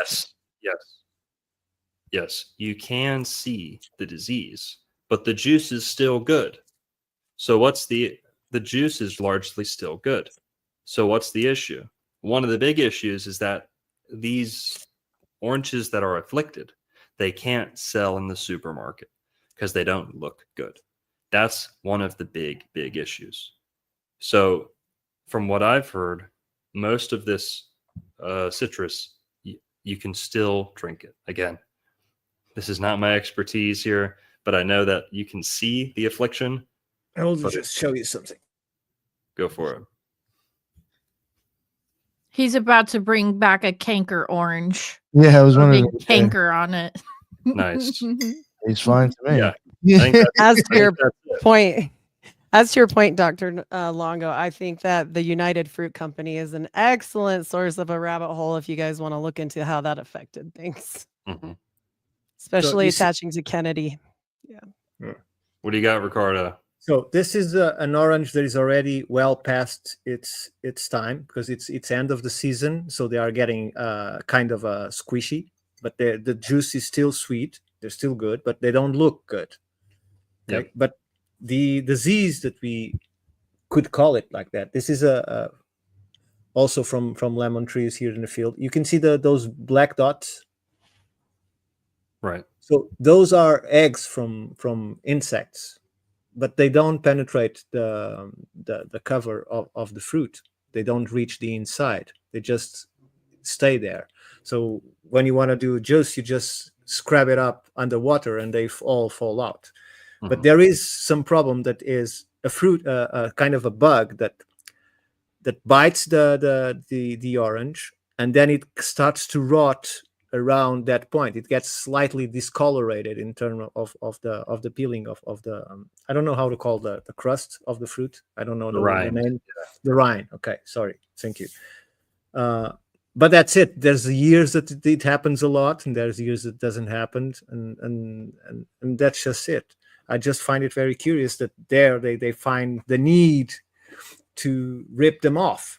It sounds like something else it's going on. It's just not. That's what I'm some saying. sort of disease. It's got to be something else, and they're just trying to keep the good OJ all for the Rockefeller families. Yeah.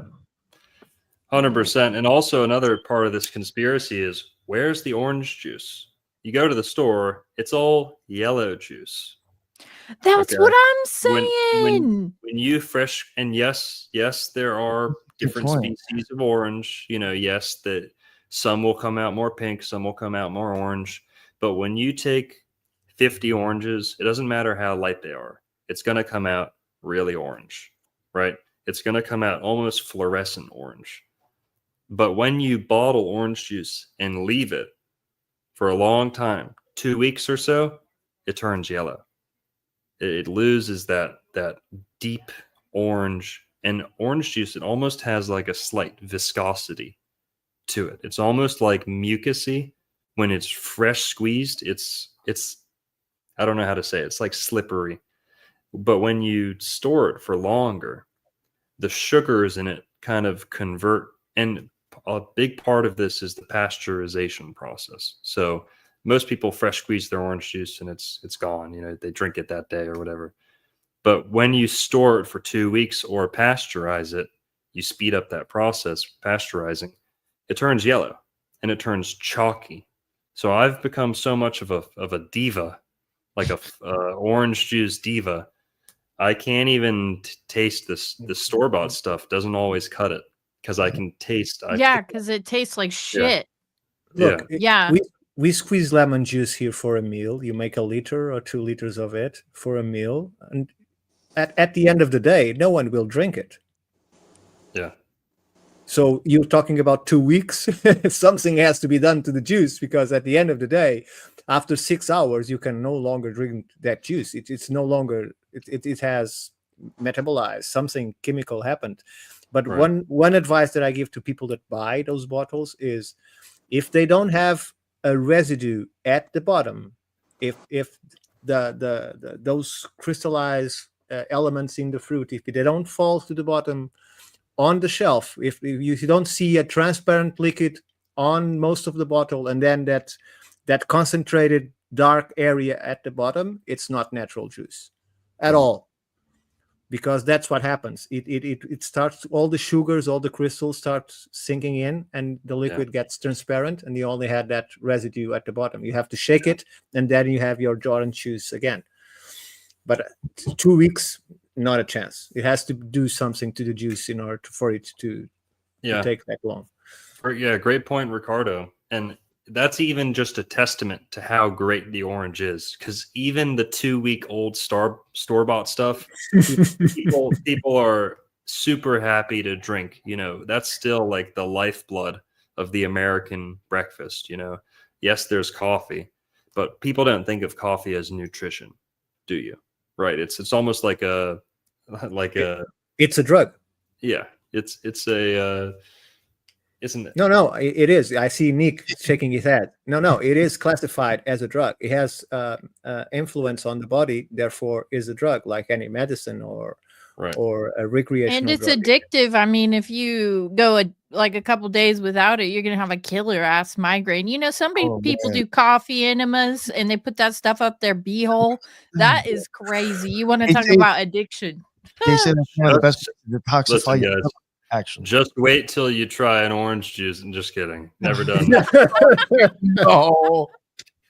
No, just kidding, never. Bad idea. Just for everyone listening, very bad idea. It'll burn your beehole. It'll burn it. Yeah, too acidic for the beehole. You'll feel like a Falcon 9 that doesn't take off. That'll kill all the parasites right there, I suppose. I don't know. I just not medical advice. There's an agenda against orange juice, and I feel personally violated by it. What you want to go full? You want to go full schizo conspiracy? If you want to let me off my leash here, why are prisoner jumpsuits orange? Why are the Buddhist monks dressed in orange? Why do they shave both their heads to make them look like an orange? Okay. Why in Florida do you get an orange for every single meal when you're in jail? Okay. Why is orange the only fruit that goes to the letter 33? in Pythagorean Freemasonry. Conventional fruit, to my knowledge. Orange. It's one of the few words that doesn't have an exact rhyme to it, you know. You can get close. Origin of humanity, origin, you know, you can tie that in, but so many things like that. You can inject stuff in that orange without it being seen by anyone. Yeah. But where I'm going with this is, what was the most famous court case in American history? The O.J. Simpson trial. Shut up. That everyone tuned into every single morning at breakfast. And that was in Florida, right? O.J., The Simpsons. I don't know. Do with that what you will, but there's something to Orange. Hell yeah. Agent Orange. Yeah. Good. I believe one of the distinguishing health factors of oranges and citrus is that they are among the only acidic foods that will actually bring our body into a more balanced pH. And so it's the only acidic food that you can eat that actually reverses acidity. Yeah, citrus. Yeah. I think most citruses do that. Yeah. They become alkaline once they are metabolized. So yes, that's why it's the only. Yeah, that's curious. I never thought of that. It's one of the few things that can be also energy productive because it's acidic. So you can put two copper pins, an iron pin and a copper pin in an orange or a lemon, and you produce 1 volt, 1.7 volts. And I think my maximum was 1.7, but normally from 0.8 to 1.2, you can get from an orange, more from a lemon because it's more acidic, although it becomes more alkaline afterwards, which is just curious. So it has those two aspects. It can be both one thing and the other. It's interesting. I never thought about that. And I have lots of orange trees. Yeah. Speaking of another drink from Florida, have you ever heard the black drink? That's one of my favorite topics, actually. Let's go. The black drink. What is Coca-Cola, guys? It's the most famous beverage in the world, next to water. Coca-Cola. Well, in India, is to clean chrome. That's what they use it for. Yeah. Well, it's delicious regardless. Some people say, oh, it's like you can clean a drain with it. It's so bad for you. It's like, hang on. Wouldn't that clean your drain, your pipes? You know, maybe not. But there's something to Coca-Cola. Number one, you've got the CC. Coca-Cola 33. You got the black and the red, you got the whole, you know, Templar color scheme. But what's the esoteric origins of Coca-Cola? The ancient indigenous people of Florida, including the Timucua, the tribe we were talking about earlier at Jekyll Island, what would they drink? What was their morning beverage of choice? There was a ton of Florida spring water. And by the way, those Indians, they lived to about 350 years old. Biblical lifespans in Florida 500 years ago. The French recorded Indians that claimed to be and looked to be 300, 350 years old. And we're not talking lunar years, okay? We're talking solar years. These guys looked like 3 times older than a 100-year-old person, but can still walk and talk, right? I don't know if we've ever seen age like that. People are almost, according to what I've heard from legends, people start to look like trees at that age. How old are you again? In the 300s or something you were saying? Yep, 300, 350 years old. The chiefs of the Timucua. This is not just like a wild claim. It's the inspiration and the basis for the whole Fountain of Youth myth in Florida. Why did the Europeans think the Fountain of Youth was in Florida? Well, the Indians lived to like 300 years old. Those guys went extinct, the Timucua, but their closest living descendants are the Seminole Indians of Florida. They're still alive today. They're the last group of Indians in America, North America, to be living as wild Indians right up until the present day. They're the last group of really wild Indians. Right up until the 60s, they were living barefoot out in the Florida Everglades catching alligators. They dance with alligators, train them and stuff like that. Yeah, those are the Wild. people that are collecting Social Security that Trump is going on about. They're also, yeah, one of the richest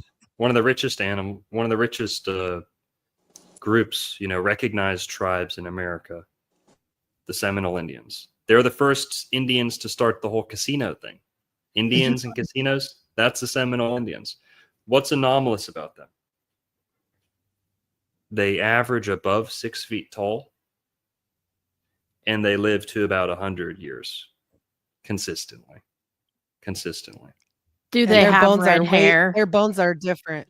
Their bones are like actually denser. Like there's a Yes. whole thing with their skeletal structure. Yes, they are It's different. weird. They're very different. So the point I'm making here is the Seminole Indians are the ones who we coexist with today.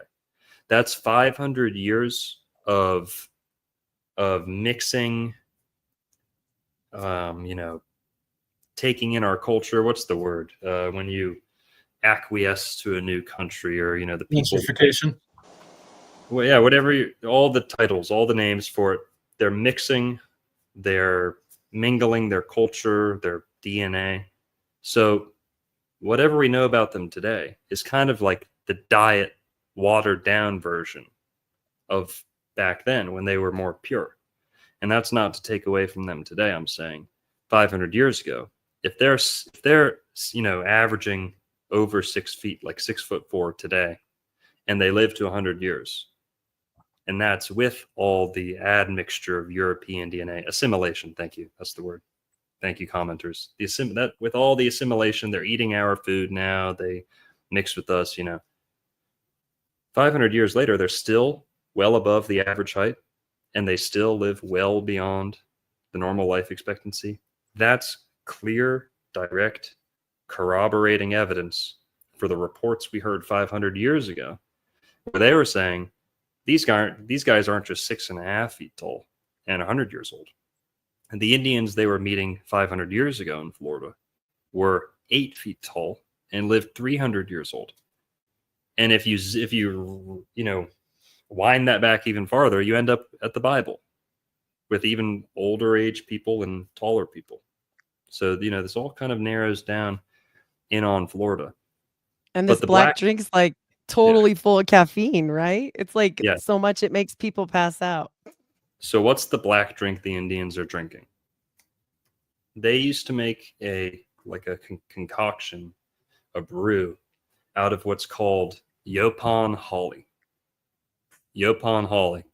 It's these little red berries in a fern, and it grows all over a lot of Florida and a little bit of the southeast United States. Believe it or not, that was like the most prized commodity in ancient America. There was tribes west of the Mississippi who wouldn't do their sacred ceremonies unless they had a batch of the black drink from Florida. You couldn't get it in the West. You couldn't get it in the Northeast. They would trade their finest goods. The Mississippian culture, like the Aztecs of America, pretty much, they would trade far and wide to get this black drink from Florida. And that was like the principal sacrament of the Mississippian culture. And most of their fine goods were revolved around the ritualistic use of this black drink. At a weak dose, it was like Coca-Cola or a cup of coffee, somewhere in between there. At a strong dose, this is like a DMT trip. You're out. You throw up, and you are gonzo. Yeah. You're out in the DMT realm. Okay, something like that. It's that potent. So they would drink it every single morning. All the Indians in Florida. Just Now- tripping Why not? balls for breakfast. Well, when they drink it in the morning, it would just be the caffeine boost that they wanted. But at the end of the day, or once a month on the full moon or their ceremonies, then they would brew it into the darkest brew that they could, the most concentrated brew. They would dose up with that, and they would be blitzed, and that's where they would commune with the gods, and their shamans would, writhe around and like, crack all their bones like the Exorcist girl, and there's depictions of this. So that drink, and when the white people moved to Florida in the 1500s, 1600s, 1700s, that was the morning beverage of choice for all the European settlers up until they made it illegal to harvest and use, and it's heavily restricted. It's dangerous for you. Today we're starting to see products that are made out of yopon, and the stigma and the taboos kind of going away. People don't even know what it is anymore, right? but yopon holly, now it's coming back into the mainstream a little bit. You can find it at Whole Foods. You can find like a little yopon kombucha or yopon tea, bags of yopon tea. But it was heavily restricted for a little while. I just want to say it's fascinating. Have you had it? Oh, I've sorry. had it. Yeah, I've had it, a very light brew. I haven't tripped balls on it or anything. I've just had No heroic dose. No heroic dose. No, just like a tea dose. And in the tea, Dang, I wanted to know what you saw. Man. No, but I have had a run-in with one of the bufo toads here in Florida. We have cane toads, swamp toads. They're not the desert toads, but they produce the same chemicals in their poison. And I've told that story on a couple other interviews. I think some people close to me think that's what kind of set me off on this path, or made me commit to it at least, was I had licked the toad? I didn't lick it. I had the poison squirted into both my eyes. You are a true gangster. Oh my God. Yeah. When I was about 15 years old. It wasn't on purpose. I was being a bad kid. I was kicking toads with my friends, and worse. Sometimes after it rains in Florida, a field or something, there'll be 1,000 toads. Right? And I'd kick those little son bitches too. When we were little pieces of shit when I was like 15 years old. Now I'm a vegetarian. Now I'm an animal lover. Now now I'm different. But I grew up hunting. I had no regard for. I could care less about the toads. My dad used to buy me BB guns and knives and. Well, I'm sorry, but plants have feelings too. Plants have feelings? Yes. Is that a grown man worried about hurting a plant's feelings? Yes, it's true. It's true. They can communicate.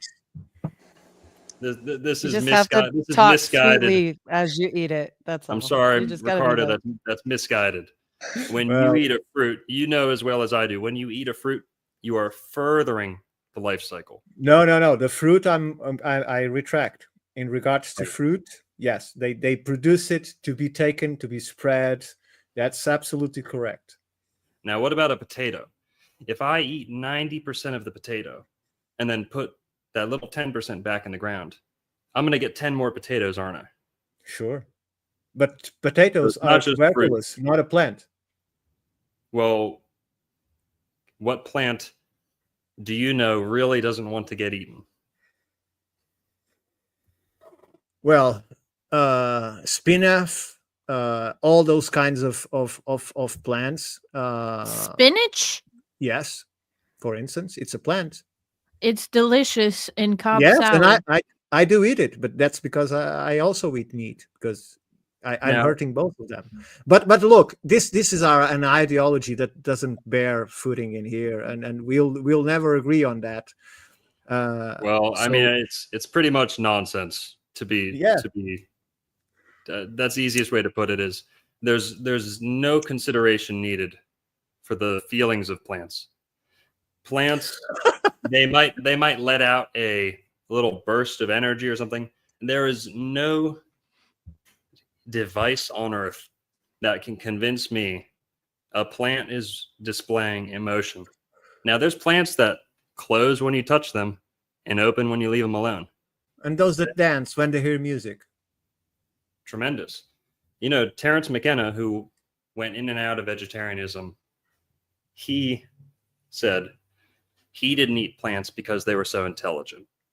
Now, I can respect that, but it's very misguided. It's like, you know, in the Garden of Eden, God created fruit and herb bearing seed. So right there, we have the clear instruction of what mankind should be eating. Yeah, but the Not- guy that offered the fruits of the land was the guy that was offering the wrong thing. You're talking about Cain and Abel? Yeah. He So- rejected his offer. It's a good point. Now, what was God's commandment when Adam and Eve left the Garden of Eden? You tell me. To till the ground. Sure. He tweaked the seasons, and he said, now you're not just going to be able to live in the Garden of Eden. You can't just pluck fruit off the tree. Now you have to work the ground.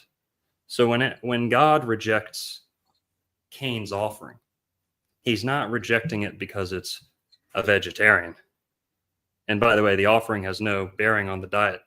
God was disappointed in the offering because it was a lazy offering. Adam and Eve could have offered a basket of fruit. Abel fulfilled God's commandment to go and till the ground and to work with animals, agriculture. So Cain was lazy. Abel partook of industry. That's what God was happy about. Now, I'll point out to you, Ricardo, Cain was a vegetarian. The first murderer was a vegetarian. I was going to say that. Abel was also a vegetarian. The first murder victim was a vegetarian. Every human on planet Earth, at least of Noah's lineage, was a vegetarian until Noah gets off the ark. So Cain and Abel, God could care less about their diet. The crime that was committed, the offering, has nothing to do with diet. So I think you're misguided on that one too. Sure. There's always that chance, but I think that's the first time that God shows his unfairness, because they're both offering from the heart. If you read it, there's no difference in the emotion of one offering and the other offering.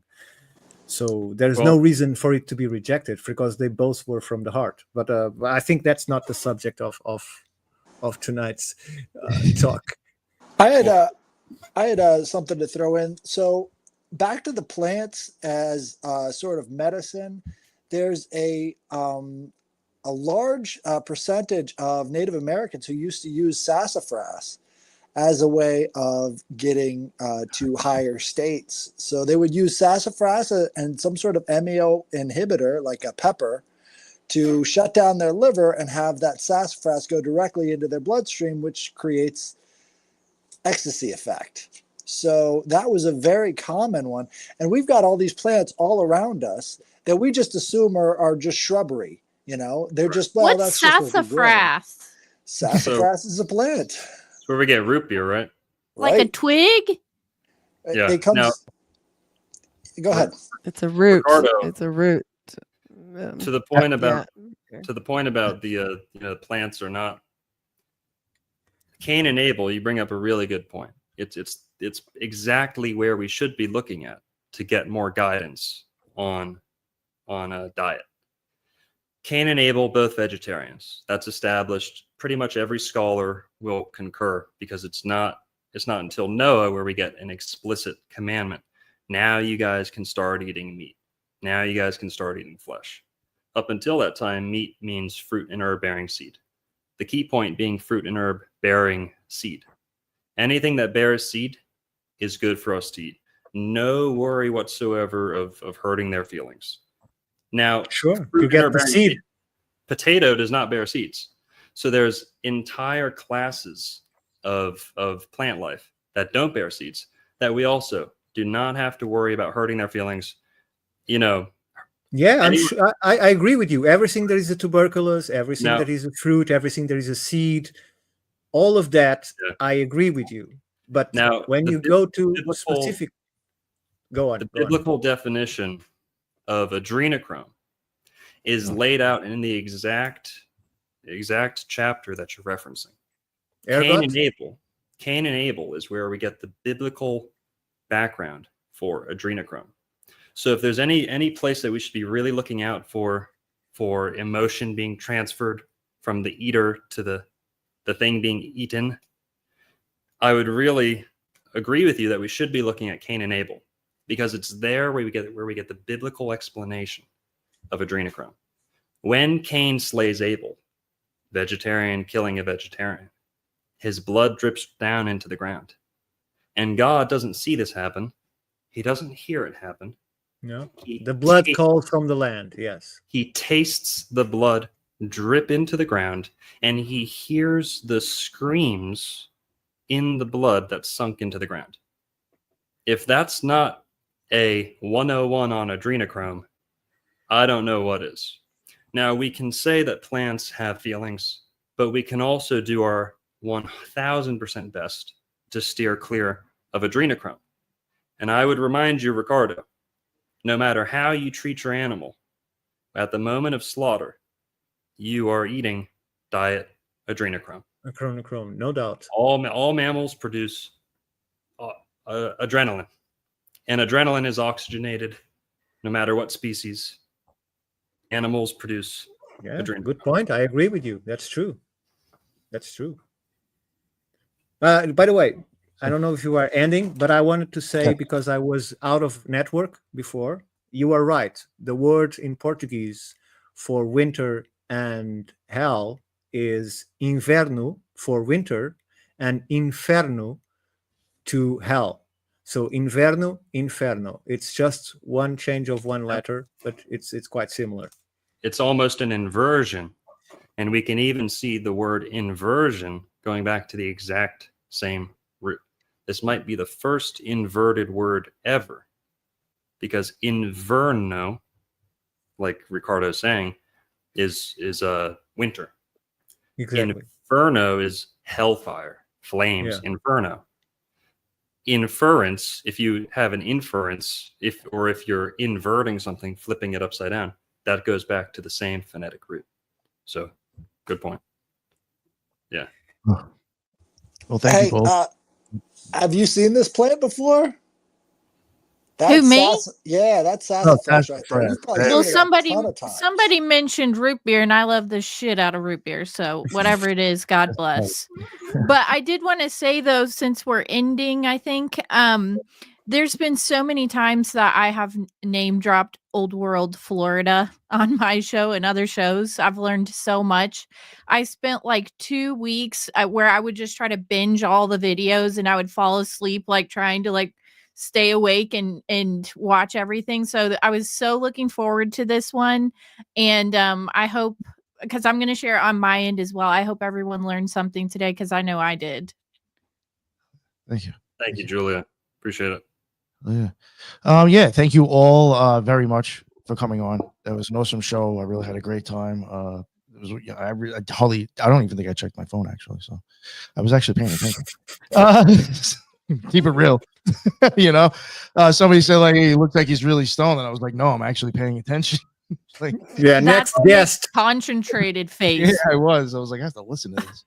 Look, the next guests are going to look at you and see if you're looking at your phone. So I'm not interesting, right? Yeah. And unfortunately, I do have another show at 7:30 in 15 minutes, so I do have Don't to look wrap. at your phone. But thank you all for coming on. I plugged the rejects at the beginning. Dr. Longo, please just plug yourself again. Let everybody know where they can find your stuff. Old World Florida YouTube channel. Old World Florida on X, Rumble. We're a little bit on Spotify too, but Instagram. And my brother and I, we run the Dancing Elephant Bookstore here in Palm Beach County, Florida. So if you're in South Florida, everyone's welcome. Everyone here on the panel, and if you're listening, come on into the Dancing Elephant Bookstore. This is the #1 esoteric metaphysical bookstore in Florida. Not just saying that, you can check yourself. We sell crystals. We sell a lot of tarot and things like that too. But is it online as well? Sorry. Is it we online? do have a website, That's dancingelephant.shop. We have an Instagram, dancing Go check the that out. dancing_elephant. We also have a publishing company where we've published two books so far. Hopefully the third will be about the Garden of Eden in Florida. They're called Monad, and the second one is Giordano Bruno and the Alchemical Tradition. Nice. And hopefully the third one will be about the Garden of Eden in Florida. And Ricardo, you brought up the point about multiple gardens of Eden. I don't think we got to tie that up. I wish we could have. But I will say that the whole point of that was there's 4 rivers in Florida. They're on the exact same latitude, not only as Jerusalem and the 2 rivers in the Middle East. If we go even farther east and take it to India and like Tibet over there, I think it's in Tibet. Mount Kailash. Yes. Mount Kailash is a sacred place. It's considered the Mount Meru, the like Yggdrasil, Mount Meru of South Asia, Central Asia. I don't know. It's a gigantic version of Pilot Mountain. It's also a crystal mountain. Yep, exactly. Some people say it's a pyramid. Some people say it's a spaceship. Some people say you're not allowed to climb it. You're not allowed to climb. I've talked with people that actually went 2 expeditions there to try and find an entrance to the undergrounds, but it's very hard to reach and not as easy as it seems. Yeah. That Mount Meru, everyone can go check for themselves. Drop a pin on Mount Meru. It's got the legend behind, sorry, not Mount Meru, Mount Kailash. The legend behind Mount Kailash is that it has 4 sacred rivers coming from that mountain.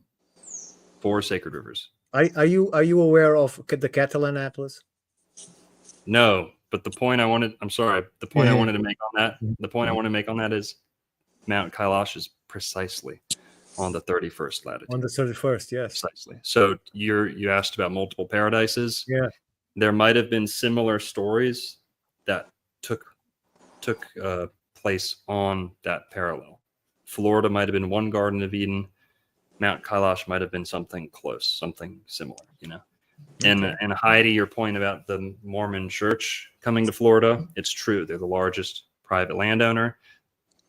But so much so that this whole Garden of Eden theory, the guy who owned that Garden of Eden in the 50s sold it to the richest man in America in 1955. Richest man in America named John Klug. John Klug donated the Garden of Eden in Florida to the Mormon church. They owned it for about 10 years. Then they got rid of it. But to this day, they're still the largest private landowner in Florida. Scientology is headquartered here. Florida's the first place that Christianity came to the United States officially. First place that the Greek Orthodox Church came. First place that Judaism came. First place that Islam came. All a coincidence. Right? But that's my last point. So I hope that covers Amazing. get to cover. Thank you. Amazing. Thank you. Yeah, Thank you. love it. Oh yeah. Thank you very Thank you, much. Thank you to everybody in the chat too. I was able to see everybody's streams. There was a lot of awesome stuff being said. I tried to throw up stuff from old shows. Thank you for being so interactive. That's what's up. That's why I like to go live. And yeah, that's the end of another Occult Rejects. And until the next one, everybody be well. Later. Thank you, guys.